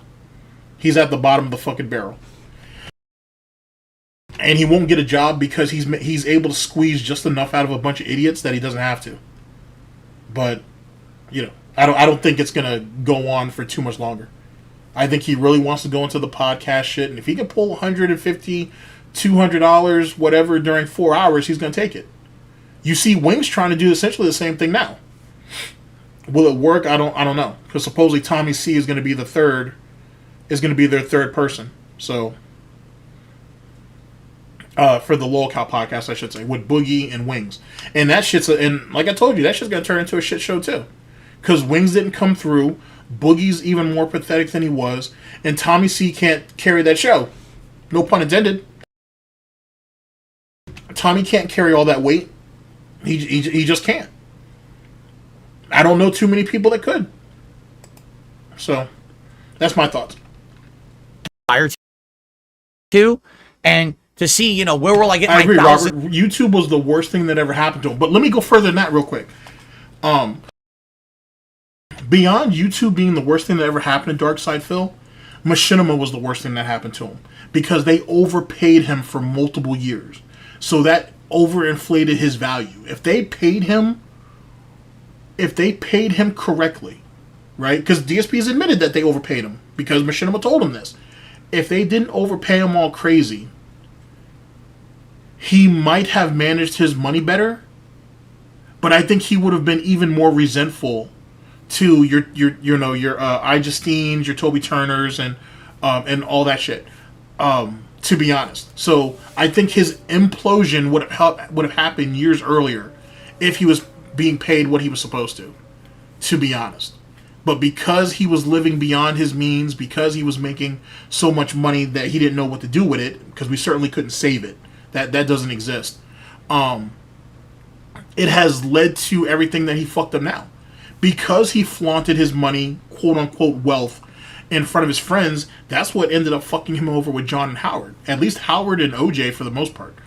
It ended up fucking up his relationship with Panda. Because, truth be told, if he was living within his means, who's to say Panda would have even existed? You know what I'm saying? He wouldn't have had the money to do what he did. It really, like I said, YouTube for sure. YouTube definitely was the worst thing that happened to him. But Machinima overpaying him all those years is a large contributor, I should say, to why he is the way he is now. That's why he comes on stream and he acts like a 9-to-5 employee instead of acting like a business owner. And the reason why is because he's not a business owner. He turns on his streams in the exact same way King Cobra does. Cobra just has a little bit more leeway. Cobra turns on his streams these days when he needs money because he's overdrawn his PayPal or his Cash App. That's the only time he turns his stream on. And you can tell because when Cobra is sober and he hasn't exactly started shaking yet, that's when he tries to do his streams so he can get himself out of debt. And then boom, he's off for a couple of days. DSP is no different. DSP does this because he has nothing else. And he really just turns on the streams because it's free it's an ATM to him. It's essentially just free money day to day. And it allows him to make it to the next day and that's it. He has no future plans. He has no real ambitions. He has no idea what the fuck he's going to do. And then when he comes into a giant windfall, that shit immediately goes to WWE Champions or Total Wine or wherever the fuck. And as long as he keeps being rewarded for doing what he's doing, he's going to keep doing it. Pure and simple. You know, that's exactly where it is. He can't, I mean, that's just how it works. And the day and age of people treating streams like ATMs like that is going to come to an end. People are going to get tired of it. So, well, I mean, but we'll see. Like I said, we'll see. Win, right? Who will it be against? What character will I be using? It's kind of epic and kind of exciting to build towards that. So right now we're about a quarter of the way there. I wonder how long it'll take to get to 1,000 wins. That's a good screenshot. What was DSP's reasoning for moving to Washington in the first place? You're right. We may never get an actual reason, but I've always looked at it as a couple of things. One, to get Panda up and away from her family. I honestly believe that. I honestly believe that was one of the main reasons. He wasn't going to get that back surgery. He never had any intention of doing so. At all. I promise you. He never had any intention of doing so. He needed to get her up and out of Connecticut. Well, she's from Pennsylvania. But he needed to get her up and out of the East Coast. Away from her family and completely and utterly dependent on her. Or dependent on him. He brings in the money. She plays mommy. End of story. He also went to the West Coast because around that time, if and as it pertains to the FGC, Justin, I think, was either Justin had already migrated over to the West Coast, or he was already thinking on doing so. So there was already a power shift going on the East Coast at that time. And DSP wants to be on the winning side. 3, he was trying to evade taxes. He didn't want to pay state tax in Connecticut anymore, and he went over to Washington. He saw that, oh, all I got to do is pay a federal tax and that's it. Okay, great. Oh, well, wait a second. There's a state and business occupation tax. Oh, well, I don't actually provide I don't provide a product. I just run a digital streaming and fucking content creation, and that's it. I'm not actually producing anything that would make me liable or obliged to do that. So I don't have to worry about it. But he made sure Panda paid hers. He made sure Panda paid her state and business occupation tax, but he felt like he didn't have to, despite the fact that he was making like 10 times what she was making. And that's just me being conservative. What's up, Aladdin? Big ups to everybody in chat. So that's what ended up... There's a multitude of reasons on why he left. A multitude of reasons. It doesn't really matter because it didn't pay off. All he did was find a prison somewhere else and propped himself over there. He never really got into the Seattle culture. He never really reconnected with all those supposed people he knew on the West Coast, especially in the Seattle area. And after a while, once money dried up because he couldn't get John and Howard back on board, he had to force Panda to go to work. And when she did, she found out that, hey, there's life after Phil. And eventually that's what she obtained. So, truth be told, him going to fucking Washington was stupid. It was the dumbest thing that could have happened to him. And then the idea of going to Washington and buying a home that didn't have an air conditioning unit or central air still makes no goddamn sense to me. Just because the weather is the way it is today doesn't mean it's going to be that way 2 or 3 years or even 5 years down the fucking line. How the fuck did he not know that? Change happens every goddamn day. And for whatever reason, he couldn't figure that shit out. And it fucked him. And that's why he looks like the piece of trash that he looks like right now. Look how beat up this old man is. And not to say that 41 is old, but you know what I mean. Like, look how beat up he is. Look at this hairline. Don't bring up Vegeta, by the way. If you're off the stream or the podcast, say what you want. But over here, don't bring Vegeta up when we talk about DSP's fucking hairline. We're not doing that. Please don't do that. I'm gonna be nice and ask. Please don't do that. But look at this guy. Hairline all fucked up, hair thinning out. All of this shit is fucking gray if it's not just skin itself. He looks terrible. He looks terrible. How many people that are in their 40s do you know who looks like this? If he was 60, I think people would believe it.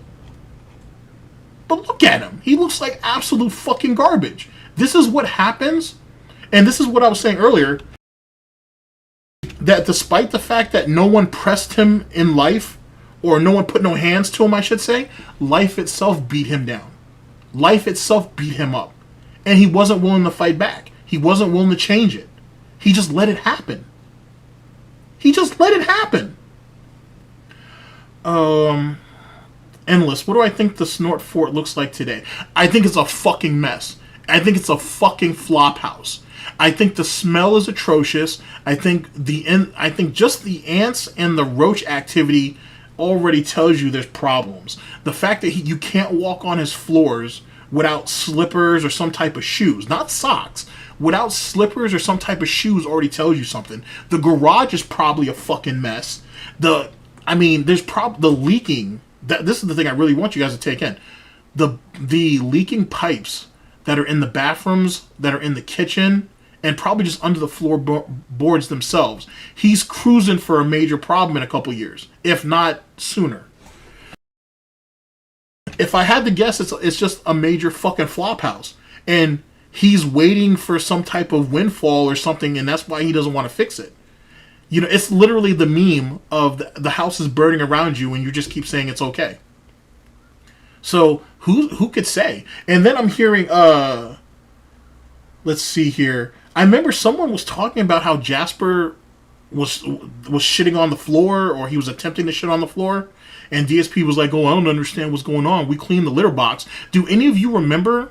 This is around the time of the first urinary tract infection. That DSP said that there was mold growing in Jasper's either his food bowl or his water bowl. Now that tells me a couple different things, but the main thing I want to point out to you is the temperature in the house. Because there's no central air, it's probably, you know what I'm saying, humid as shit in there. And then knowing DSP, there's no windows being opened downstairs or anything else. As long as the room he's in is comfortable, he doesn't care about anything else. So I can only speculate on how fucked up it is. And then if we go back into the stationary ant issue, if you guys remember that nonsense, it wasn't just at the back door, but they were in the cabinets. You know what I'm saying? They worked their way into the cabinets. They were essentially going around the house unimpeded. And I would assume the majority of that came from the garage. So who knows how fucked up it is there? I couldn't imagine. I really couldn't. And if he's still leaning towards borrowing from the equity in his home, they're going to need to have an inspector to come in there and look that shit up. And it's not going to be long until they figure out all the problems that are going on in there. You know what I'm saying? So I would assume that house is all fucked up. I couldn't tell you for sure, but I can assume it smells like a fucking dump. I can assume, which is well said. I can assume it's nasty in there. It's nasty in there. You know what I mean? So it's a problem. And it's something that he should be rectifying, and he won't. And it's going to be a hot summer. It's going to be a hot fucking summer. And good luck with that window fucking air conditioner holding down the entire, upstairs or whatever area is what I'm thinking of. It's going to be a problem. It's going to be a problem. Right? Pretty cool. So thank you, Gametrekker, very, very much. much. Yes, actually, Discord, I do think that, I think that DSP has burned through a good portion of what should have been his inheritance. I most certainly do think that. But he don't think that way, or he doesn't think that. He thinks, I can still ask mommy and daddy for money every Sunday, and when they finally kick, he's going to be good to go. Now, I would assume that his parents' home is paid for, but I would assume there's still credit cards, there's still insurance payments, there's still all kinds of stuff like that. And keep in mind, as you guys know, you let your insurance lapse, rip. So, and if DSP is not thinking about that, let's say worst case scenario. I know this has been kind of dark, but walk with me on this. Let's say DSP's parents, sadly, his parents pass away back to back. And let's say the month whoever the last surviving parent passes, let's say DSP doesn't think about the insurance, and let's say he lets that payment lapse. Rip. So whatever life insurance that was supposed to come his way, it wasn't paid, so rip Van Winkle. So now he's stuck. And then he's going to have to go out there, he's going to have to talk to a realtor, he's going to have to liquidate stuff from their estate. So if he loses the insurance, then he's thinking that, my inheritance is going to be good. And then he's going to find out that, hey, like whoever it is, their lawyer or whatever, is going to go over his finances and be like, you've already you've spent through a good amount of this. And this is all you have left, and this is going to be separated between you and Melissa.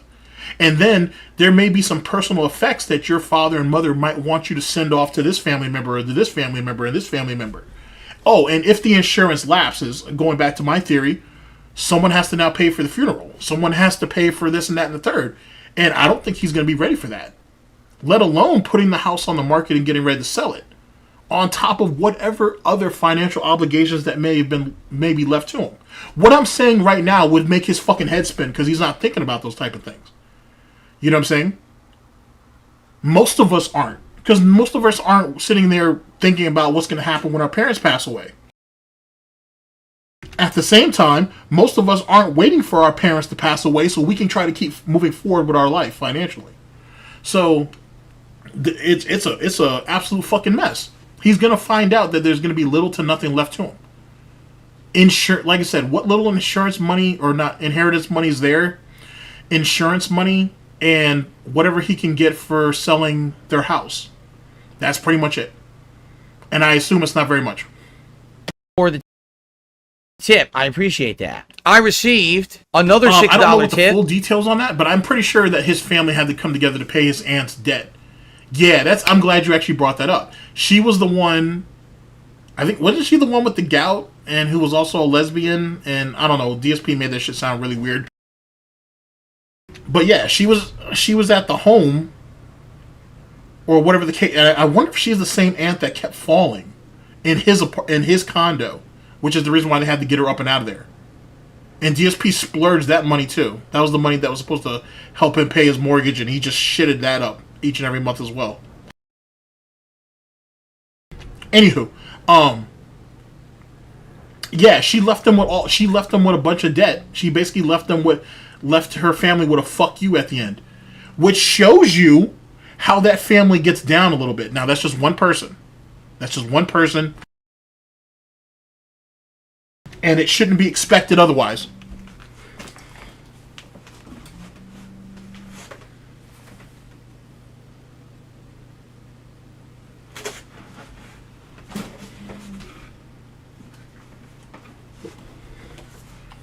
But that should tell you something. That shit was kind of wild. How she left them high and dry like that. I mean,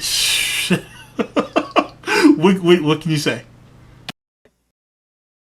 And indeed, this one is from Gametrekker again. Thank you, Gametrekker. I wonder if Gametrekker will be by today to watch me play some later. He was able to stop by the first stream yesterday for a little bit. So he says the following. Okay, let's talk about Dhalsim. The Google Doc I made lists your ranking, wins, and losses. I don't need to repeat them here. It's interesting. Based on the high-level play I've seen with him, he's not really a zoner in this one when optimized. He still has potent zoning tools, of course, but a player that he's been watching called Mr. Crimson, don't know who that is, but great, seems to be playing him as more of a pressure and mix-up character, oftentimes straight up walking towards his opponents to keep them blocking limbs and fireballs till he can get a knockdown. At that point, he'll launch an arching fireball to teleport around for mix-ups and combo of confirms. I've seen you excel with characters that can surprise opponents and keep them guessing. Makes sense you've been using so much of the trickery style play with Dhalsim yourself. He really suffers when he gets knocked down and cornered, which is what I was just saying. He has no true reversal besides level 3 super. So having no true reversal really makes it that he gets kind of locked down if he gets grounded. But outside of that, he can really stay on his game and, you know, get everyone mixed up, which is great. So thank you very much, Gametrekker.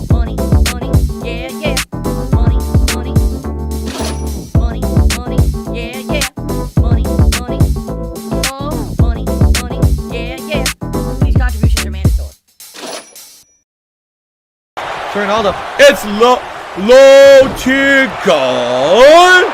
He's here. Low tier god is here. Tipping me.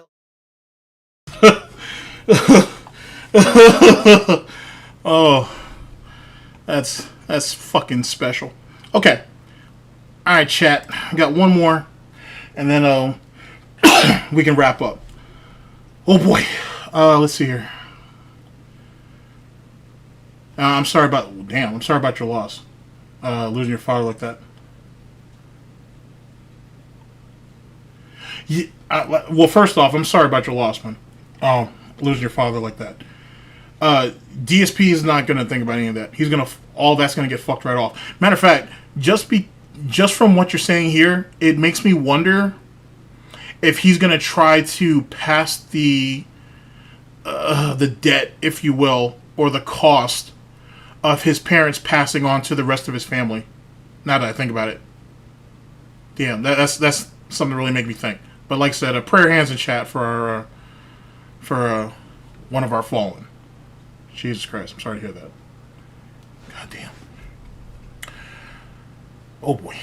All right, well we got one more video on deck, so let's go ahead and get to it. Like I said, prayer hands in chat. Actually, let's give him a moment of silence real fast.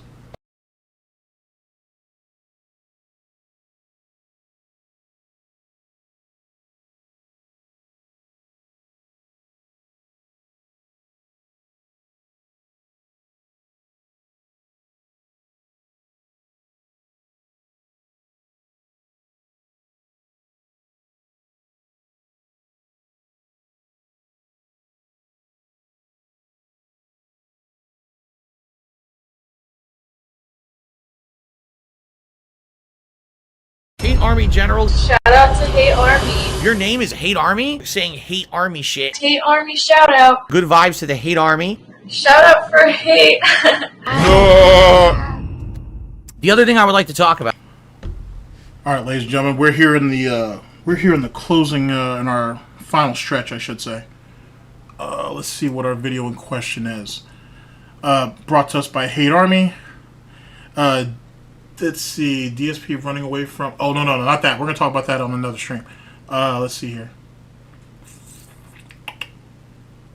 Here we go. DSP doesn't like TRYHARDs and SHILLS and forgets that he was a tryhard himself. Yet again, this is brought to us by Hate Army. This was published on June 12th of 2023, our current year of gout and failure. The link will be down in the description. Here we go. Actually, I'm glad you were able to catch the stream. And like I said, big ups to everybody.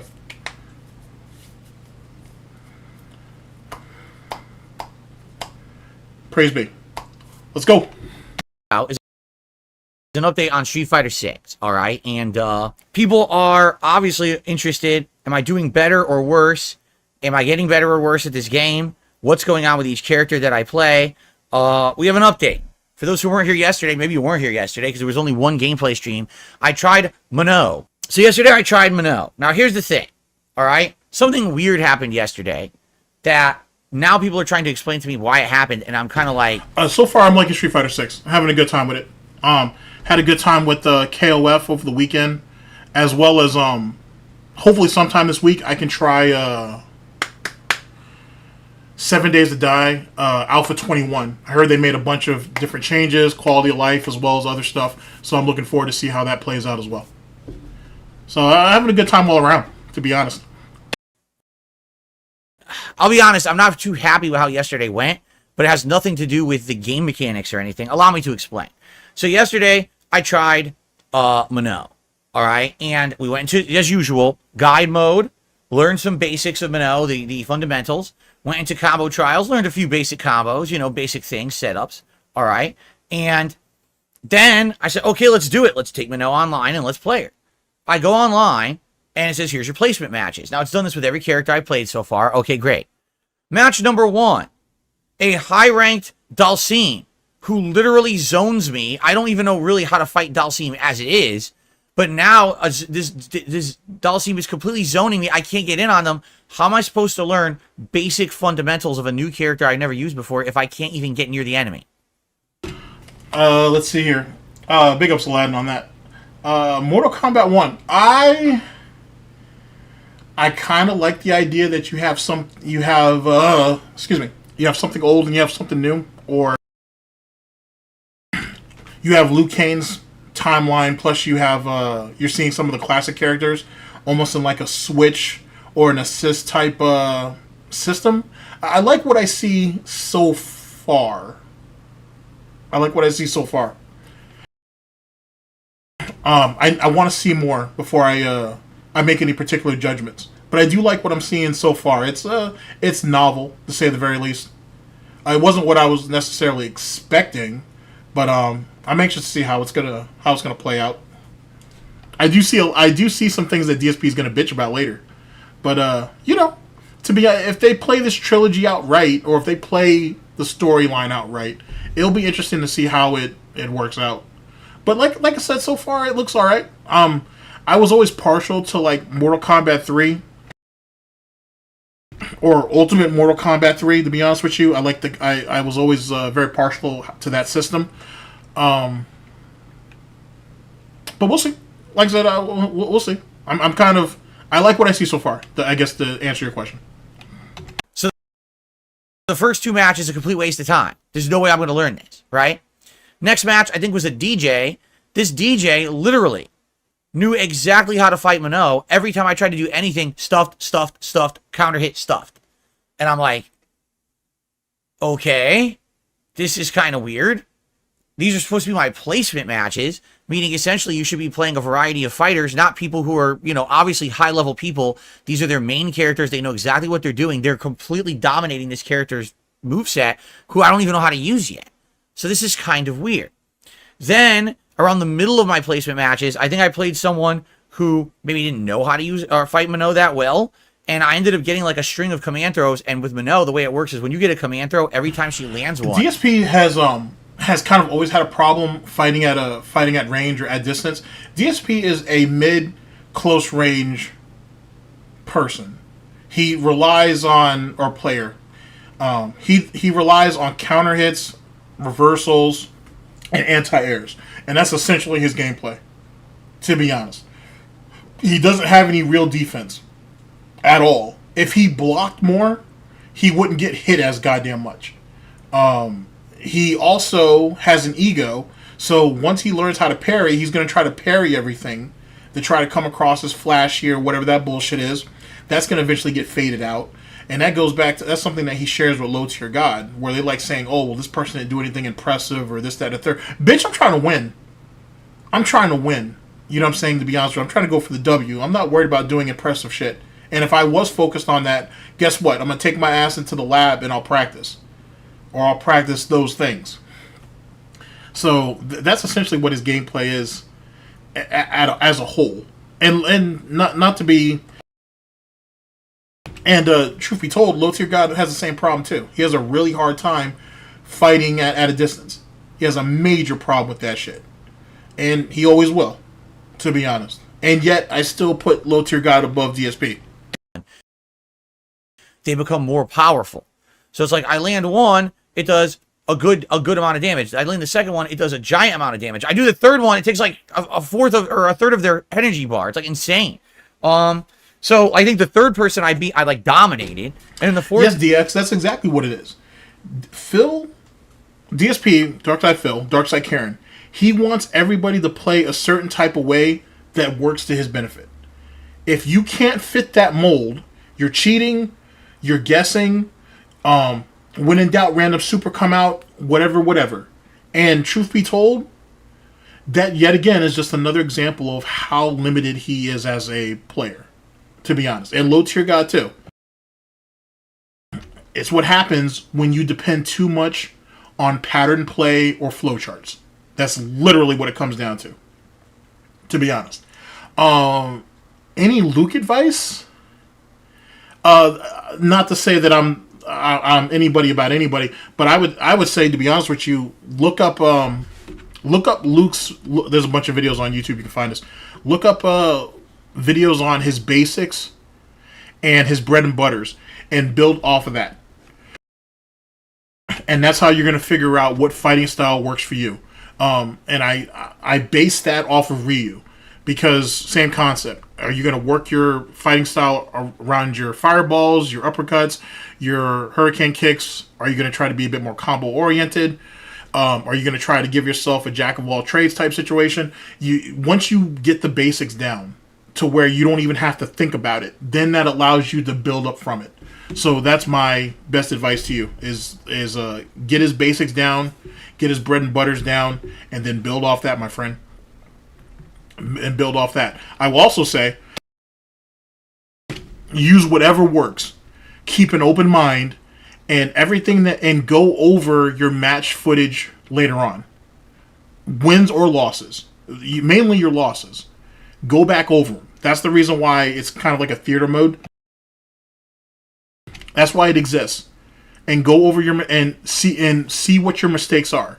And don't get discouraged or frustrated. It's just like watching a movie or whatever. Just see what your mistakes are and then try to rectify them. You know what I'm saying? Because if you keep playing the way you keep playing, where you're making a bunch of mistakes, and you're making a bunch of mistakes in situations that you know you shouldn't make mistakes in, it's only going to lead to more and more problems later on down the line. And you see that, for example, in boxing, and you see that you see it in fighting in general. You got a lot of guys who come in there and find themselves susceptible to a certain type of thing, and it's because it wasn't rectified in training. You know what I'm saying? And just because someone can watch their footage over and over and over again doesn't mean they're going to pick it up. You have to identify those mistakes and you have to work towards rectifying them. If you can do that, you're going to progress and you're going to grow as a player. But like I said, just learn your basics first. Learn your B&Bs or bread and butters, and watch your footage, your wins and your losses, and go from there. And that's the best advice I can give you. Person was close, but I think it was like win, lose, win. So overall, at the end of my 10 placement matches, which was a mix, 2 of them was just like a spanking. I didn't even know what was going on. I got my ass handed to me. And the others were decent, but I'm learning the character, but I got a few wins. They say, oh, you're platinum 5-star rank. And I'm like, I don't know how to use the character. I got bodied at least half of my placement matches, destroyed. How the hell am I platinum 5-star rank? So what ended up happening was, I'm not kidding, like the entire first hour to hour and a half of playing Minnow was this. I go for a setup, they neutral jump right out of it, destroy me. I go to grab, jab, jab, jab, beating everything. And what I ended up finding out was a couple things. First of all, there's a few factors here, all right? Here's factor number 1. The game's been out a week and a half. And this is the difference in the modern era versus back in the day when fighting games used to be released as new releases, okay?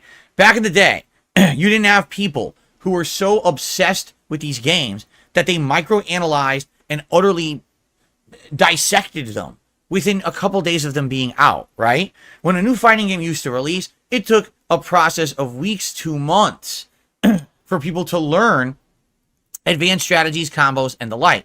But what's happened now with modern fighting games is because they've become profitable, okay? Allow me to repeat what I just said.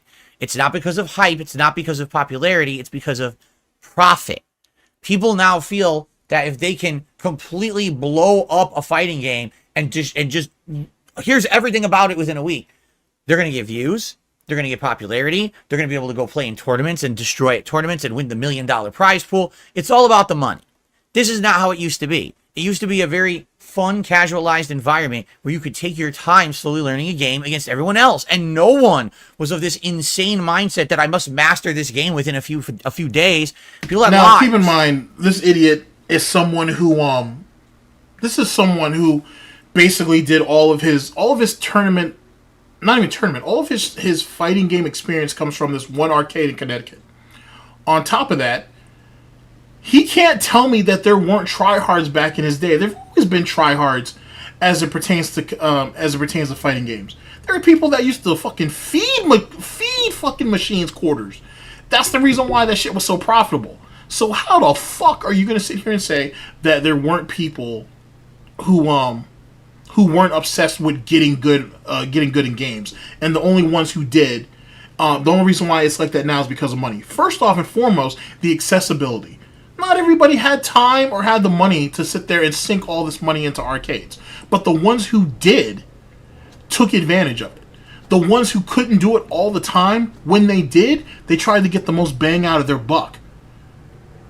And once you get into a game that you really like, well, guess what? You're gonna consider and you're gonna think about stuff as often as you can, because you want to get good. You want to get better with that player or that character, and get better at the game at large. Now, just because he didn't do it doesn't mean other people didn't. I mean, didn't he say at one time or another that every time he went to the arcade, T was in there? So T must have certainly have been obsessing about that shit. I had heard stories, like, for example, in the Marvel vs. Capcom 2 community, of people, like, because not everybody had a Dreamcast yet, so you could only go to the arcades or whatever. Dudes, even if they didn't have any money, they went to arcades. They would talk to their friend who's playing and be like, hey, try this combo. Try that combo and see if that works. And they would just go back and forth, just theorizing about shit. So what is he talking about? That wasn't what the arcade scene is. That's the arcade scene in Japan. And it's been like that. It's the arcade scene in Mexico. And it's been like that. That's why those guys are gods at SNK games. He's talking from a place of ignorance. He really is. He's absolutely talking out his fucking ass.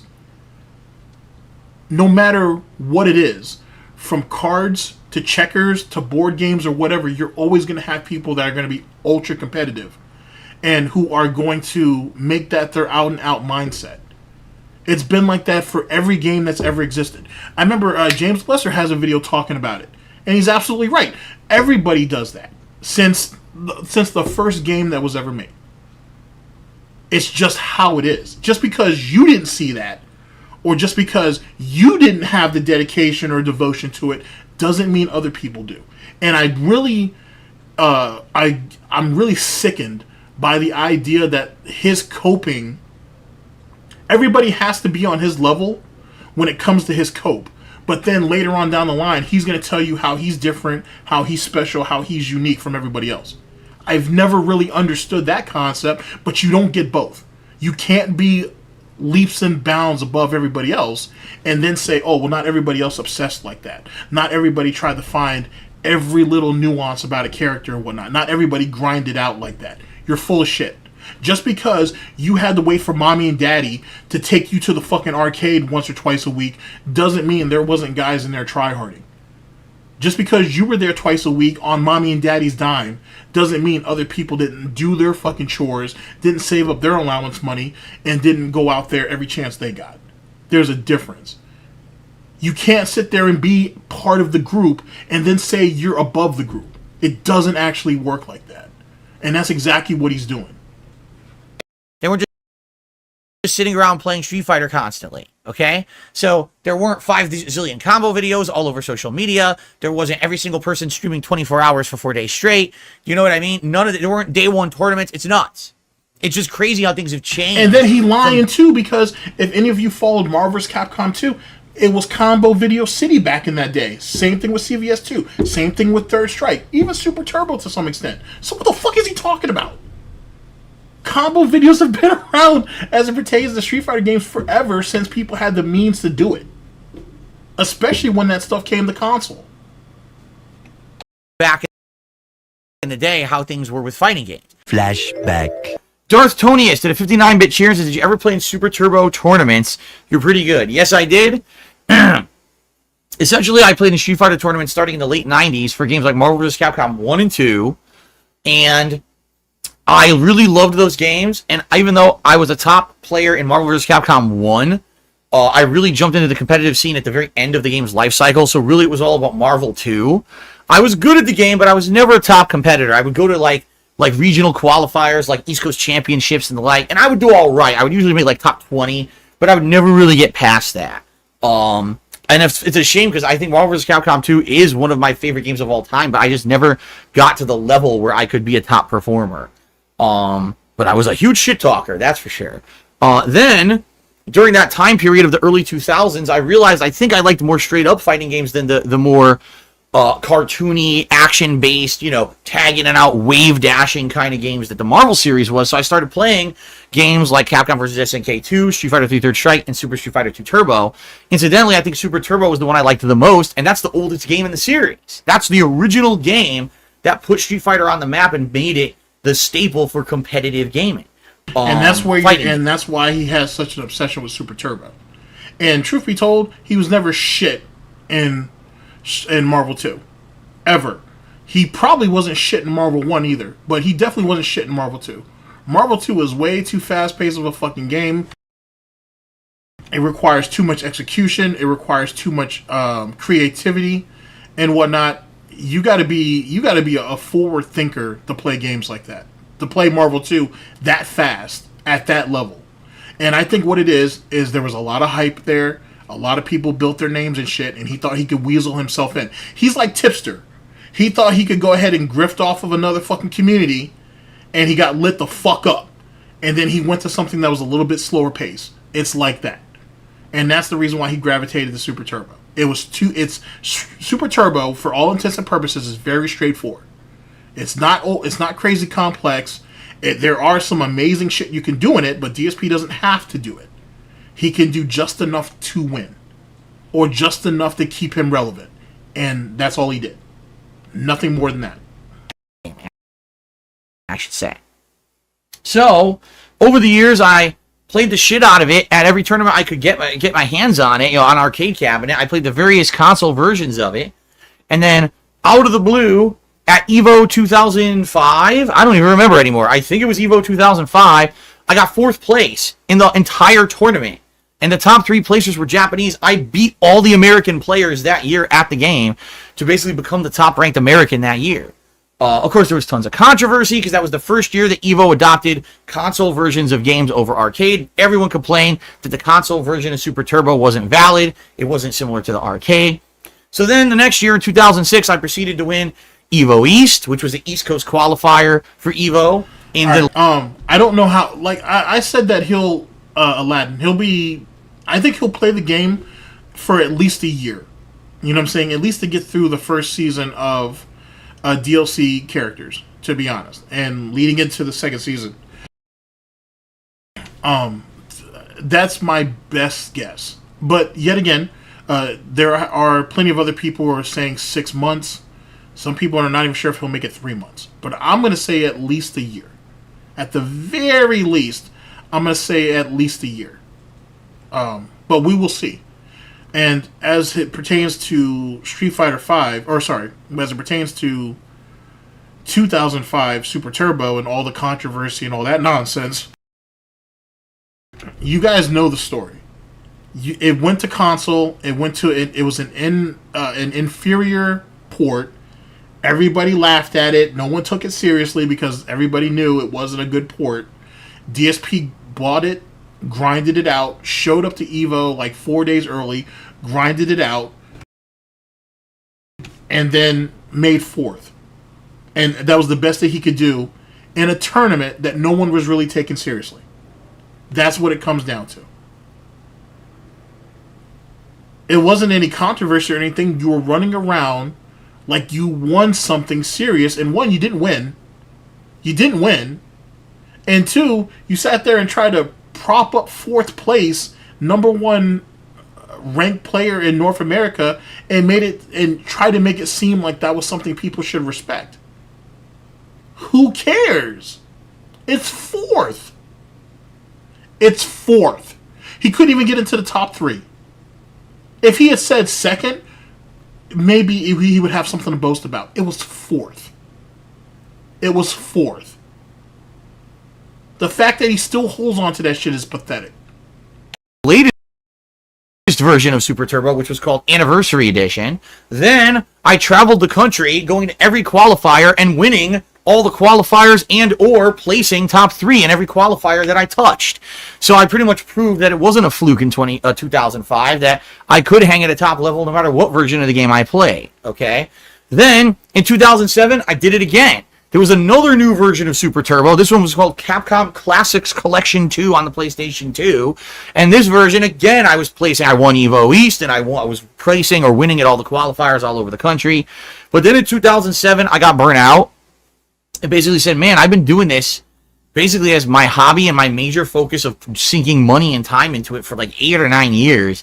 And honestly, I didn't really feel like I was getting much out of it. At the same time, I was diagnosed with a major back injury, so I wasn't really able to travel as much anymore because my back was screwed up. And I said, I need to kind of reevaluate what I want to do as my life and my free time, because I don't think that the Street Fighter thing's working out. So instead of traveling constantly for Street Fighter, I decided to start getting re-immersed into console games, and I did that for about 1.5 years, and then I started making YouTube videos in 2008, and the rest is history. So there's a brief summary of my history as a competitive fighting game player. A lot of people in the modern era don't like me for various reasons and literally try to hide the fact that I was good at fighting games. They'll say that every tournament I ever won, even though there's, like, not even kidding, probably like 30 or 40 tournaments that I placed well in or won in Super Turbo, they'll say, oh, none of those are valid. Oh, okay. 40 times, none of them are valid. You know, I can say, oh, 1 or 2 times is a fluke. 5 to 10 times, all right, maybe you got lucky. 40 times, those are invalid. Okay, whatever you say. All right, let's continue on. There was a Street Fighter back injury is what took him out of Super Turbo. I mean, sorry, it was what took him off of the tournament scene. He was getting burnt out. He didn't think this whole thing was going to work out. Did he think this tournament thing was going to be a job for him? It probably could if he didn't fucking basically make himself public enemy number 1. But a back injury is what took you out of this? So you being on your hands and knees and whatnot with Mike Watson and fucking Jaha, them in that parking lot is what scared you off, which is what I had said already. That's what scared his ass up and off the fucking scene. But really, he's telling you, oh, I was burnt out.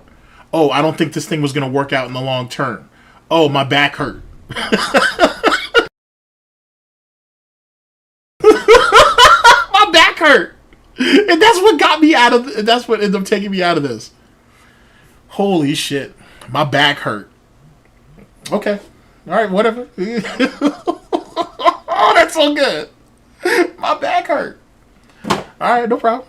All right, whatever. I guess maybe Jaha and Watson busted him up and we didn't know. I don't know. Holy shit. Anniversary collection that came out in 2006, and that's what Evo decided was going to be the big game at Evo for Super Turbo. I didn't like that collection. I thought it was unbalanced. I thought that it had a lot of issues. And for competitive play, it wasn't great. But that's what Evo chose, so I played the shit out of that game, and I won Evo East in it because, you know, that was what they wanted. And that's kind of how it's always been. You know, Evo dictates what's the tournament-worthy game or what the tournament version game is going to be, and you have to just play the shit out of it, even if you don't like it. So I'd have to hear what is the tournament version of the game that everyone's playing and just try to learn it, all right? It would be a lot of effort. It would be a lot of work.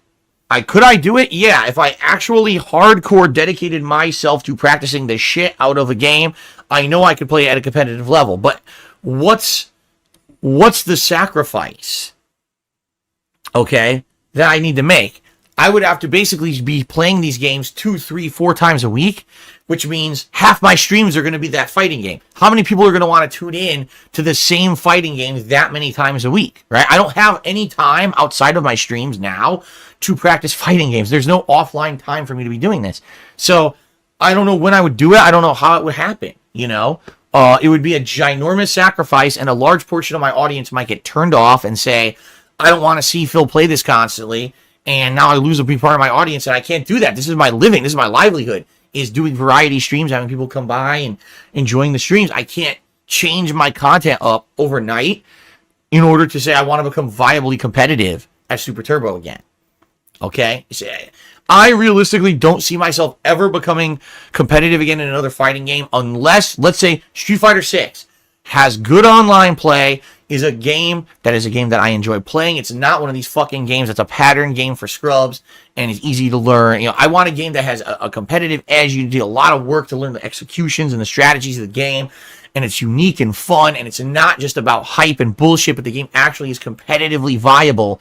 Then I would maybe try to dedicate some time into it again. I was planning on doing this with Street Fighter 5, and Street Fighter 5 ended up being such a fucking flop. The first 2 months were a train wreck disaster. You bring up a great point, but I'm telling you, he only learned enough about Super Turbo to win. He didn't want to actually learn the game or fully learn the mechanics or anything like that. He only learned enough to win, to be honest. And then Street Fighter 5, I can't remember even how or who convinced him of this, but someone had told him that Street Fighter 5 was essentially going to be the second coming of Super Turbo.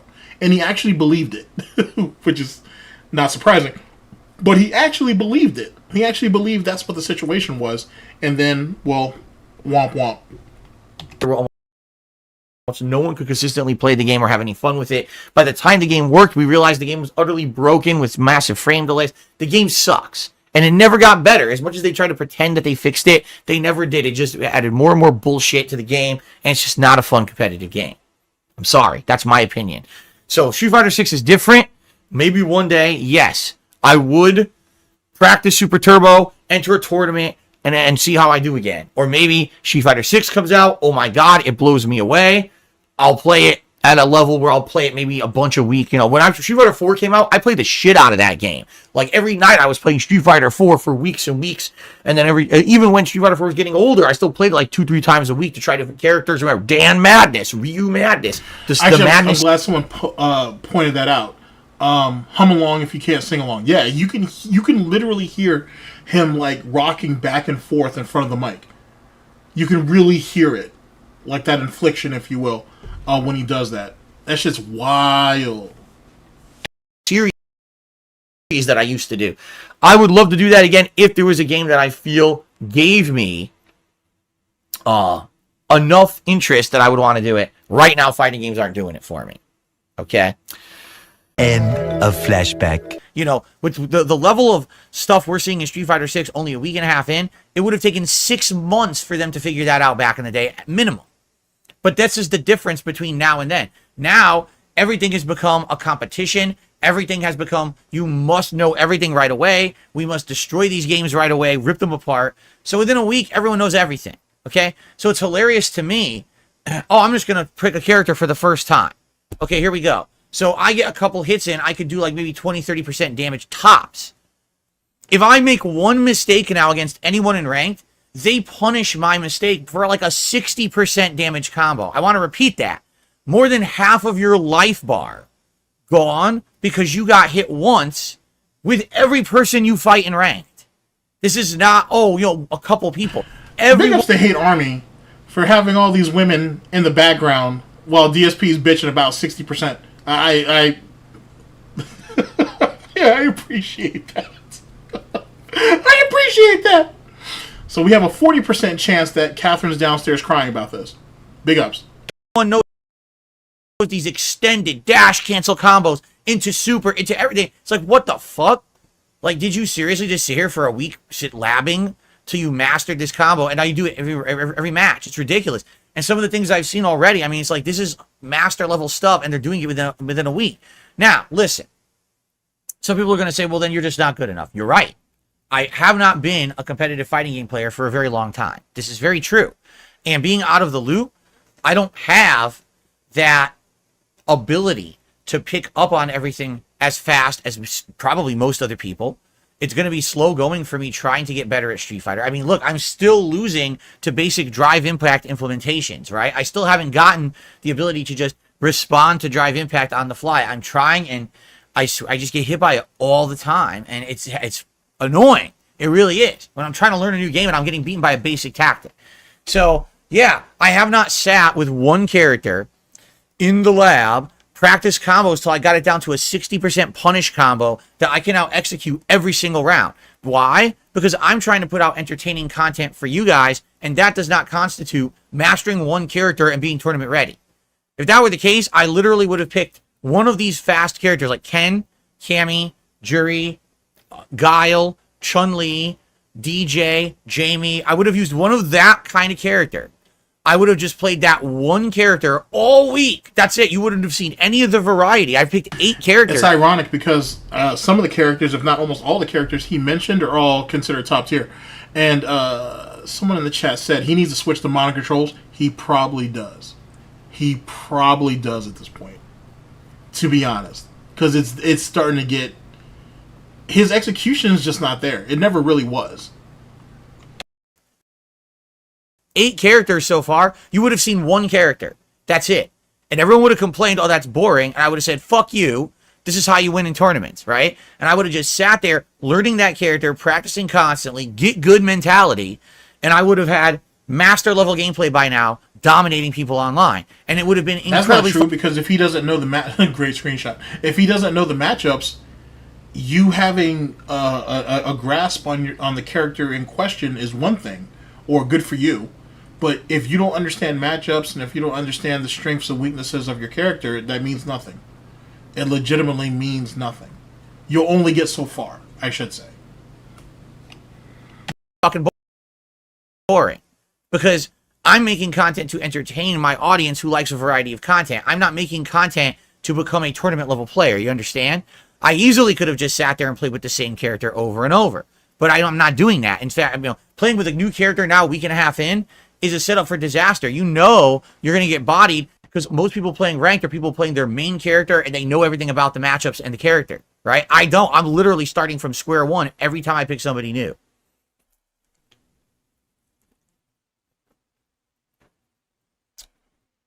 So, that's number one. I think me using a new character at this point, we're going to see me getting spanked a lot.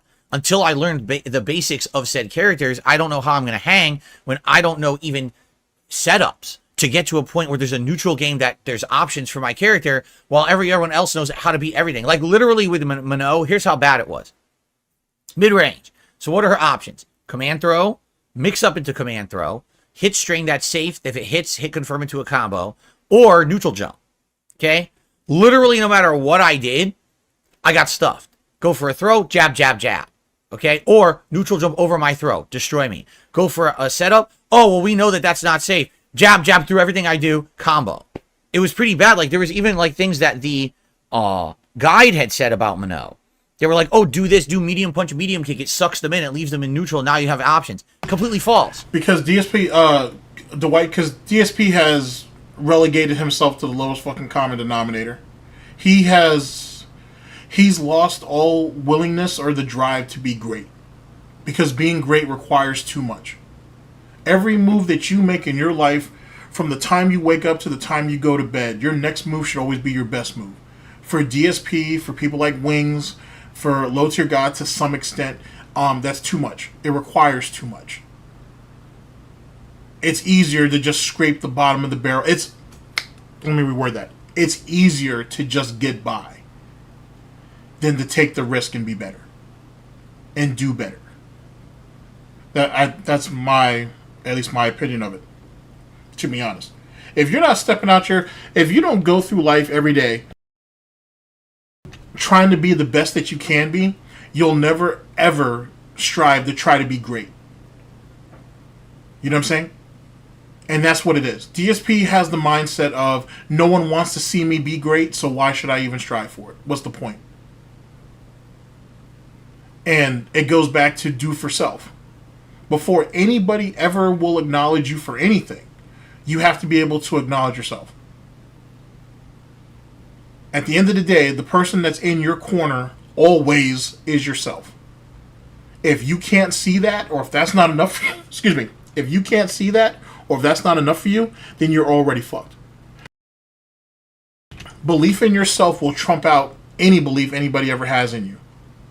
Because people can change their mind. You can't. You shouldn't.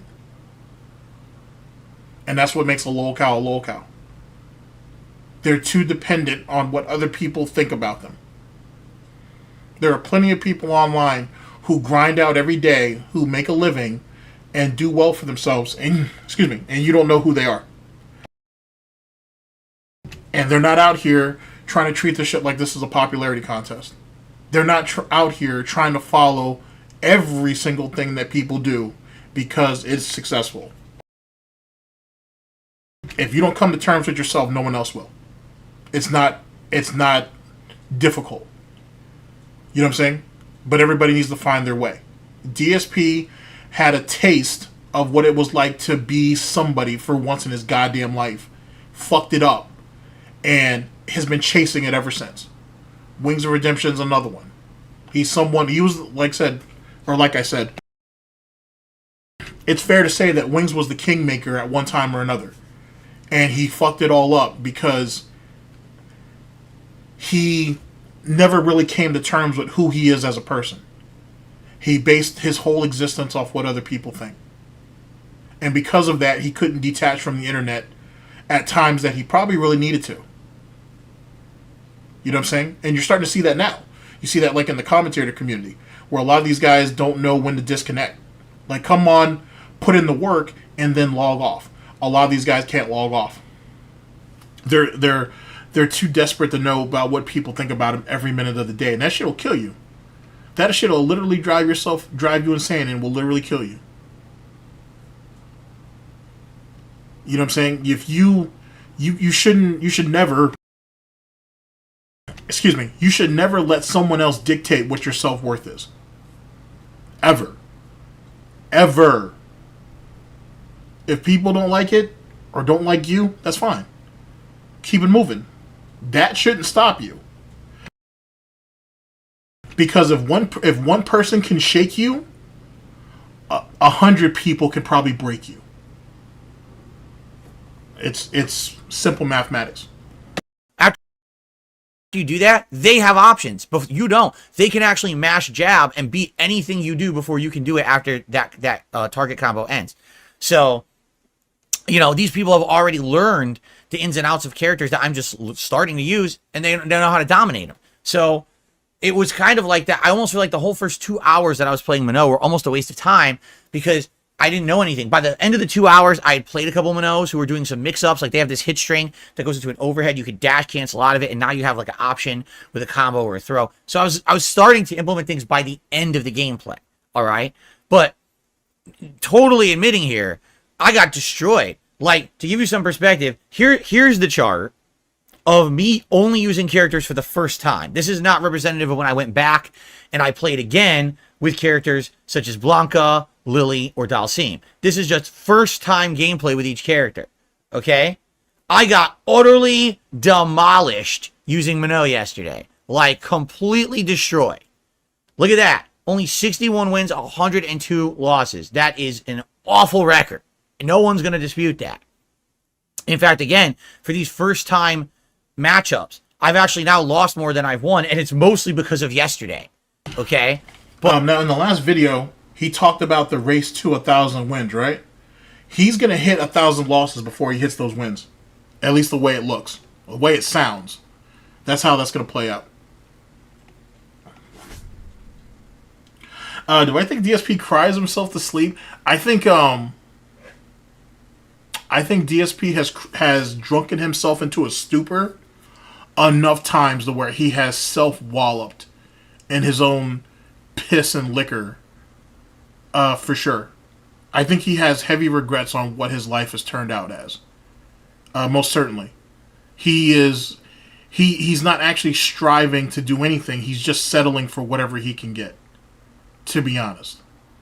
Do I think it's enough to say that he cries himself to sleep? Probably some nights. If he has enough liquor in him. You know what I'm saying? If he has enough liquor in him, I'm sure Kat has probably found him curled up in the fetal position a handful of times. I could see that, honestly. Or I can see him, I can see her comforting him in an uncomfortable type of way, probably more than once. I could see that, to be honest. But that's just my thoughts on it, though. But I could see that. The way he's coping here, the way you've heard him cope in the past, I wouldn't be surprised by any of those things, to be honest. You know, this whole situation, just like what Howard said, this whole situation's a front. Like, you know what I'm saying? DSP and Darkside Phil are how he wants people to perceive him. Phil Burnell is weak. You know what I'm saying? Like fabric softener, paper cut type weak, to be honest. And he knows it. And that's why he needs his drink. And that's why he needs his WWE champions to cope. And especially his WWE champions. Because he's willing to... Because that fucking shit that happened on the Side Scrollers interview, you can see how that cut deep. You can see how that cut deep. He was literally willing to die on that hill than send anybody anything or whatever. He doesn't care about clearing his name when it comes to that. As long as he has WWE, he feels like he's a winner. You don't sink that much money and that much time into something like that to let one interview or to let, you know, a couple of 100,000 people or whatever the case may be take that away from you. He's not willing to do that. He's willing to die on that hill. And that's why his story changed about how, oh, I don't know if I can send it to you. Well, okay, I will send it to you, but make sure you delete it right away. Oh, I was going to send it to him until they started making fun of me. And all the other copium that came afterwards. Nah, not at all. He'll never give that up. He'll never give it up. It's the only thing that he has. It's the only thing that he has now.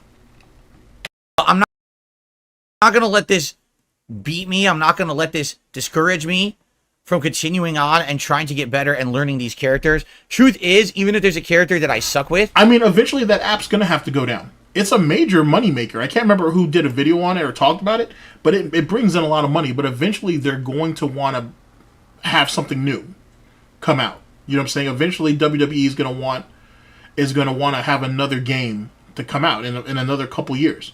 And Phil will be right on top of that too. Unless he sells his account before that happens. Which he probably won't do, and I don't even know what it would be worth. So, I mean, who could say? At least having played with them once, at least I will understand the basics of said character. So even if I face them, I know what their options are. You need to at least understand each character to face them properly. So They'll be like, I'm playing Street Fighter 2, but I decided never to use half the cast. Well, how would you ever face them? How would you know exactly what their moves are and what they're capable of? You see, you need to. So even if out of the 8 characters I picked, I only end up playing with 2 in the future, that's still good because I learned about these characters when I did. It's not like this is a waste of time in any means, all right? But I will be honest, I was very disheartened yesterday trying to play with Minot and realizing it seems like ranked is not going to be very viable. Shit. Big ups to Hate fucking Army. So 527 wins and 500, I'm pretty sure it's 533 losses. I'm telling you, if at his trajectory, he's going to end up hitting the 1,000 losses before his wins. It may be by a razor thin margin, but that's what's going to happen. Ooh, that is rough. And it just goes to show all of that super turbo experience doesn't mean jack shit. That is rough. God damn. Wow, that's rough. That's rough. Mr. 4th place at EVA. Anymore. Just because everyone playing ranked is in that try-hard mentality of, this is my main. I've mastered every combo with this character. 60% punish on one hit. I know all your basics. I fucked them up by jabbing and counter-hitting. It's like, dude, I'm just trying to go punch, setup, throw. And you're like, whoa, 60%, 70% combo. Whoa. Like, Jesus Christ. Like, fuck, man. It ain't that serious, but for some people, I guess it really is. Again, this didn't used to be like this back in the day. Even Street Fighter 4. Yeah, there were people who played the shit out of Street Fighter 4, but they didn't know this stuff so quick. They just didn't. They didn't learn that fast. It was like you had months to fuck around with Street Fighter. People were really retarded back in the day, because none of this is true. Like, none of this is true. There are literally videos that you can go on YouTube and you can find when Street Fighter 4 first came out, and you can see what people's progressions were during that era. You can see all of this. What is this? And since when does DSP speak for the fucking community? I don't, but I've watched enough fucking footage to know better than what he's saying here is a lie. This makes no goddamn sense. Especially if you were on Xbox during the Street Fighter 4 era. There were, because my older siblings did it, you could change your location, right? I'm not sure if you could do it on PlayStation, but I know you could do it on Xbox 360. And I remember a lot of people were heading, especially on the SRK forums, people were fucking heading to Japan, people were heading towards Korea, people were going into China. They were grinding over in these other countries because you had a better chance of getting players over there and getting cleaned up. But after a while, you leveled up. You know what I'm saying? So they went out there to put in the work, and then they would come back to the US servers and spend all the wealth. So, yet again, he has no fucking clue what he's talking about. But this is Mr. FGC. I've been separated from that community for so goddamn long. So how are you speaking on something that you literally know nothing about? And at this time, right, he knows that there was a lot of progression going on because he was going around to other people's tournaments and stealing their tournament footage and trying to profit off of it. Alright, whatever. Fighter 4 and have fun and try to learn fundamentals and basics with each character before people were doing master level shit. This is just, it's out of control these days how much people have just... Robert, it is kind of crazy that he's played fighting games for 30 years, or almost. That's really scary. That's really scary that you devoted 30 fucking years to your fucking life, and this is all you have to show for it. And don't be wrong, you can't be right about everything. But you damn sure can't be wrong about as much as he is. That's unfortunate. That is unfortunate. Ripped apart these games in a scientific way, a medical way, in order to try to get so good at them so fast. You know what I'm saying? So anyway, this is my initial runs. However, in the overall scheme of things, and this, I refer now to a Google Doc that Gametrekker is now using. Here's how it really went. So with Minot, they started me out platinum 4-star ranking, which I never should have been. I should have probably been low platinum or even gold. There's no way I should have been in a high level platinum ranking. I had 23 match wins, 45 match losses. So I lost pretty much twice as much as I won yesterday. Only a 34% win ratio. And by the time I was done, I was in Platinum 3-star. Okay? Overall, I'm still good. 317 wins, 276 losses. So remember I said this is the climb to 1,000 wins. This is going to be a big climb, and I'm curious, you know, at what point will I actually hit my 1,000th win in Street Fighter 6? Will be interesting to see. Chris G said that it was like after playing DSP, it was like he hadn't played Street Fighter for the last like 14 or 15 years. Which, if you're DSP, or if you're anybody, to be honest, you should take that to heart if you've been playing that long. And the meaning behind it is obviously very transparent, but it really speaks to the fact that even anybody who has played enough fighting games for enough period, for a long enough period of time,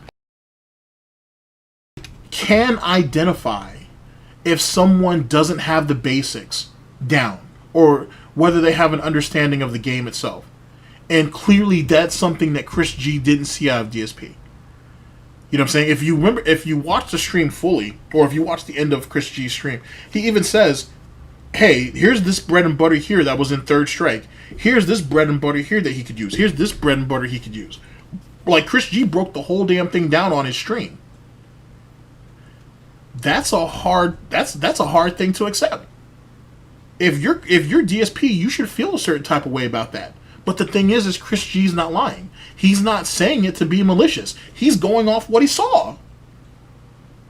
There was no reason why DSP was that far behind, or he is that stagnant. It doesn't make any sense.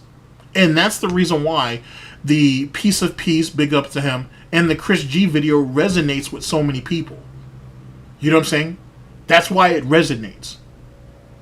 It just goes, it really kind of comes across like DSP ain't wasted his life on Super Turbo and never really picked up the basics. He just did enough to win. Or to attempt to win. And like I said, that's a scary thing. So that's where I am. I'm at 53% win-loss ratio. I'm still positive. All right, so that's a good thing. Obviously, that I'm still in the black, or in the green. In the black. Yeah, you're right, Sunspot. He doesn't talk like a fighting game fan. Because he's not. He's a Super Turbo fan. And he's not even that. He really is not even that. Because he doesn't, there's so much about that game that he just doesn't understand. If you go back and look at the old videos, where he was playing Super Turbo, there was plenty of times where he said, oh, I didn't know, excuse me, I didn't know you could do that. I didn't know you could do this. I didn't know you could do that. This is coming from the same idiot who was running around saying he was like the number 2 DJ at one time or another. And he went up against a DJ player who waxed that ass. And he was like, what? I didn't know you could do that. Since when could... It told me he didn't know shit. He just knew enough to get by. That was it.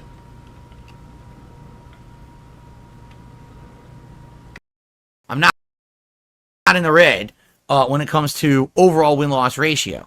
But obviously, yeah, yesterday was a big setback, right? Like, admittedly, I wanted to do better, and I feel like most of the time when I was playing yesterday, I didn't really learn anything. I would say by the end of the stream, I did learn some good stuff with Mano that I will implement moving forward. But I definitely feel like, sadly, because of the way that now everyone is playing, Robert, I'm not even sure. I'm not even sure, to be honest. If desperation from alcoholism will drive you to do some silly shit, and as history has taught us, some of that bathtub moonshine or homemade alcohol or whatever ended up being spiked by the U.S. government as a deterrent. They were hoping it was going to make people sick. They didn't really think that it was going to kill people. Well, at least allegedly.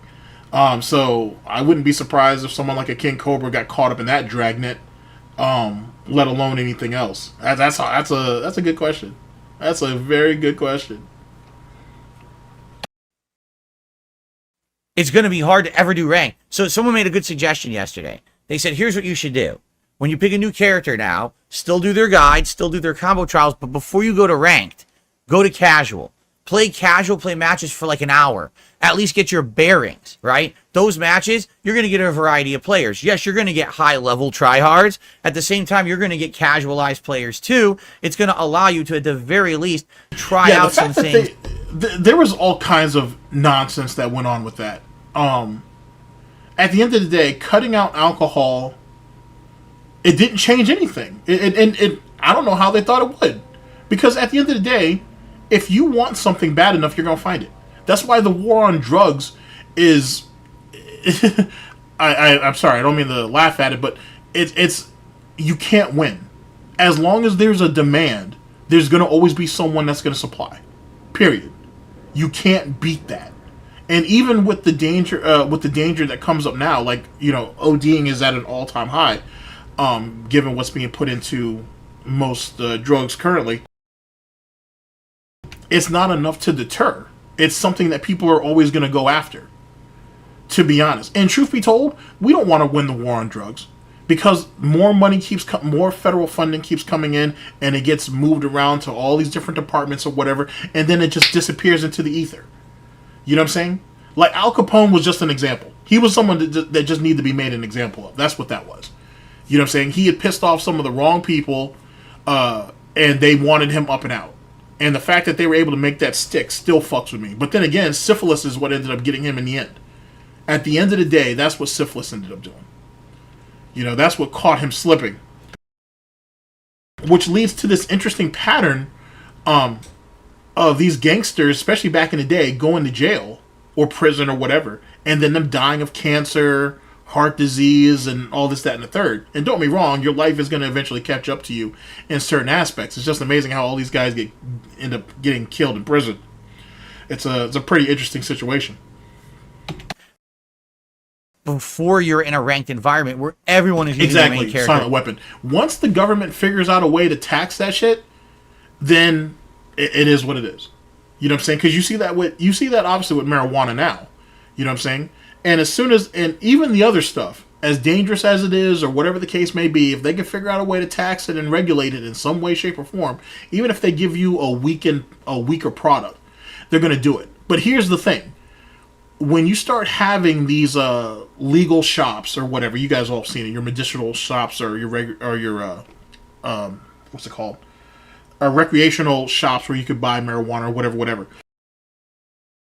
There's always going to be someone who's going to have the hookup, that's going to have the hookup, that's going to have the hookup to something else. And we as Americans will always pay a little bit more to get the biggest bang for our buck. Even if it is legalized. There'll always be someone on the street that's going to peddle it to you in another way, shape, or form. It is what it is. Distilleries, thank you. And just dominating, right? So I kind of think that makes sense. I think that what I should do moving forward is do that. Do casual first for a little yes, bit. Robert. That's exactly what I'm saying. And that's just the way it is. That's just the way it is. That's the way it's always going to be. To be honest. You know what I'm saying? That's the way it's going to be. Because as we were talking about with Prohibition, even with all those people who got poisoned and died or whatever, that didn't stop anything. It really didn't. Even the people who were peddling it didn't care. There was this chick in Los Angeles who was pushing all kinds of different pills or whatever, and she had bad batches. Like, you know what I'm saying? Like what she was pushing was making people sick. And those people kept, texting her and saying, hey, you got a bad batch. You got to check out for this, that, and the third, whatever. She told them whatever, and guess what? They kept coming back. So even when they knew the danger was there, they still chased it. It's what you're gonna do. It's just how it happens. You know what I mean? So something along those lines. And truth be told, it's always been that way in as it pertains to drugs. The stronger that shit is, the more people who die from it, the more people who want it. Then jump into the ranked. It's funny because with all fighting games, I usually only play ranked. I almost never play casual play. This is the first fighting game where I've run into this problem only a week in, where it's impossible to play ranked at this point because of the way they've set up this game. So, it is what it is. I'm not saying that the entire, premiere session I've been using casual play or whatever, but I absolutely need to use these characters at least a little bit and learn their basics before I'm getting bodied by 60% punish combos because, oops, I mistimed one kick not knowing what I was doing, right? So we'll see. Now, here's the thing. There's a new character I'm using tomorrow. That's right. Tomorrow's main gameplay stream, I'll be using Marisa for the very first time. So I'm excited because a lot of people have said that Marisa seems like maybe she may be my style. A lot of people think that. Some people have been using Marisa all along, saying that she's a great character. It seems like she has super armor moves that can blow through Drive Impact, which would be huge for me because I have a lot of problems with Drive Impact. I need a character who can basically get around it. Yeah, let's see. I'm very curious how it's going to go tomorrow with this character, all right? So that's tomorrow's main gameplay stream will be Marisa. And then what I'm going to do on Wednesday on my daytime stream, I'm going to do a multiplayer stream that's going to be Zangief, Minot, and Marisa, 1 hour each. He said, the exact same thing has happened to me with my Minot. The same thing happened to me that happened to you with Minot. I tried Lily out. I wanted her to be my secondary main. After my ranked placement matches, they put me in goddamn Platinum 5-star. After I got placed, I absolutely got spanked. There was no room to get used to the character. Now I can't take Lily on ranked at all unless I D-ranking up. I'm not even past gold yet with Cammy, who's my actual main, and I do very well with her. The ranking and matching system is weird. They should let you reset your rank level if you want. Someone, I think, said you can. Is that not what someone just said? That there's a way to, I think Gametrekker said you can manually downgrade yourself if you want? Because I agree with you. The thing is, if you're trying to learn a character, right? The last thing you want to do, like, think of it this way. I'm trying to learn how to play basketball. I don't go to the NBA to play. I go to the minor leagues first. I learn my game. I excel at my game. I get better. Then I take on other people, right? That's it. There's a level of progression when it comes to competition. You see what I'm saying? You absolutely cannot go from, I don't know what I'm doing, to I'm a master. It doesn't work that way. So the game should treat it like that. I don't know why the game is like, oh, here's placement matches. If you luck out and you win a few, you're 5-star platinum or even diamond. In the case of Honda, I'm diamond. I'm diamond? I don't even know how to play with the character and I'm diamond rank. It doesn't make any sense at all. Shell Yukin says, I picked intermediate at first. I placed silver with Marisa. I worked my way up to platinum 3 with her within a week. The ranking system is odd. So it must be that initial selection, whether you're saying low, intermediate, advanced, it just tosses you into a different realm of ranking. That doesn't even make sense to me, right? If anything, here's the truth of the matter. This is what it shows. On any given day, anyone can beat anyone in a competitive fighting game. It doesn't matter if you're the lowest of the low or a high level, as long as you just play solid. Like, how am I beating people who are way higher ranked, like platinum players, to get into platinum or even diamond rank with a character I never used before? Just fundamentals can beat people. So, you know what I'm saying? How should that be how you determine how you're going to be playing continuously ranked? It doesn't make sense that, and that one silly menu selection, not even knowing what it is. Oh, I guess I'm advanced. Okay, so now you're going to be overplaced forever. But amazing. Okay. The fuck is this?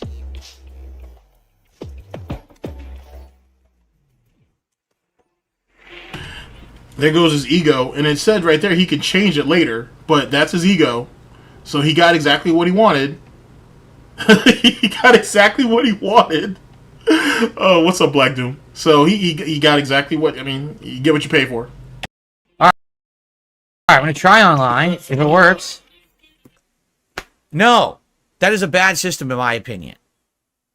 Big Papa Phil says, if you had chosen intermediate, you get placed in the platinum diamond. If you win your placement matches, if you lose, you go to bronze silver. What if I did half and half? Right?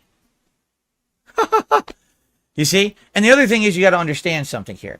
I'm playing variety. I've only done one session with certain characters. Only one. The only ones that I've played more than one with are Dalsim, Lily, and Blanca. The vast majority of people who are playing Street Fighter 6 have focused on only a couple characters and played the shit out of them, right? So that's just very different. You know what I mean? Like, it's different than what I'm doing. I'm trying to present to you the variety of the game, so at least when I play it, I know the knowledge of each character, and at least you've seen a little bit of each character in action. Then I can focus in and say, okay, now that I've played all the characters, I know that these are the ones that I like the most, and these are the ones that I want to continue to play with, right? But we're not even close. I've only played with, what, 8 characters out of the 18? You know, we're getting there slowly, but it's going to be a slow climb of playing with all these characters. Money, money, yeah, yeah. Money, money. Money, money, yeah, yeah. Money, money. Oh, money, money, yeah, yeah. These contributions are mandatory. Tipping me helps me more than anything. Oh, I like how it was everybody else's fault that he, everybody else's fault that he chose to play the way he, because he chose to do what he did, basically. Alright, let's jump over. Holy shit. Holy shit. Alright, big ups to Hate Army. Big ups to everyone. Appreciate you coming out to my podcast / stream on DSP's nonsense. Oh shit, hold on. My fault. Big ups to Hate Army. Big ups to everybody for coming out to the stream / podcast. We'll do another one hopefully later on in the week. I'd like to catch up on some things. Like I said, I've got some King Cobra lined up, some low tier god stuff lined up. Obviously some wings. Give you guys a little bit of variety on the menu and whatnot. Holy shit. Like I said, big ups to all you guys. Thanks for coming out. Like I said, I appreciate you hearing me go off on the nonsense here. And I'll catch you guys for the next one. You know what I'm saying? Like I said, have a good day. Big ups to everybody. And take care of yourselves, people. As for the interview update, I am working on it. I am indeed working on it. Especially since I'm feeling a little bit better. So, it's in the works. It is in the works. Like I said, big ups to Meerkat. Go over there. Have a good time. I'll holler at you guys later. Take care of yourselves, people.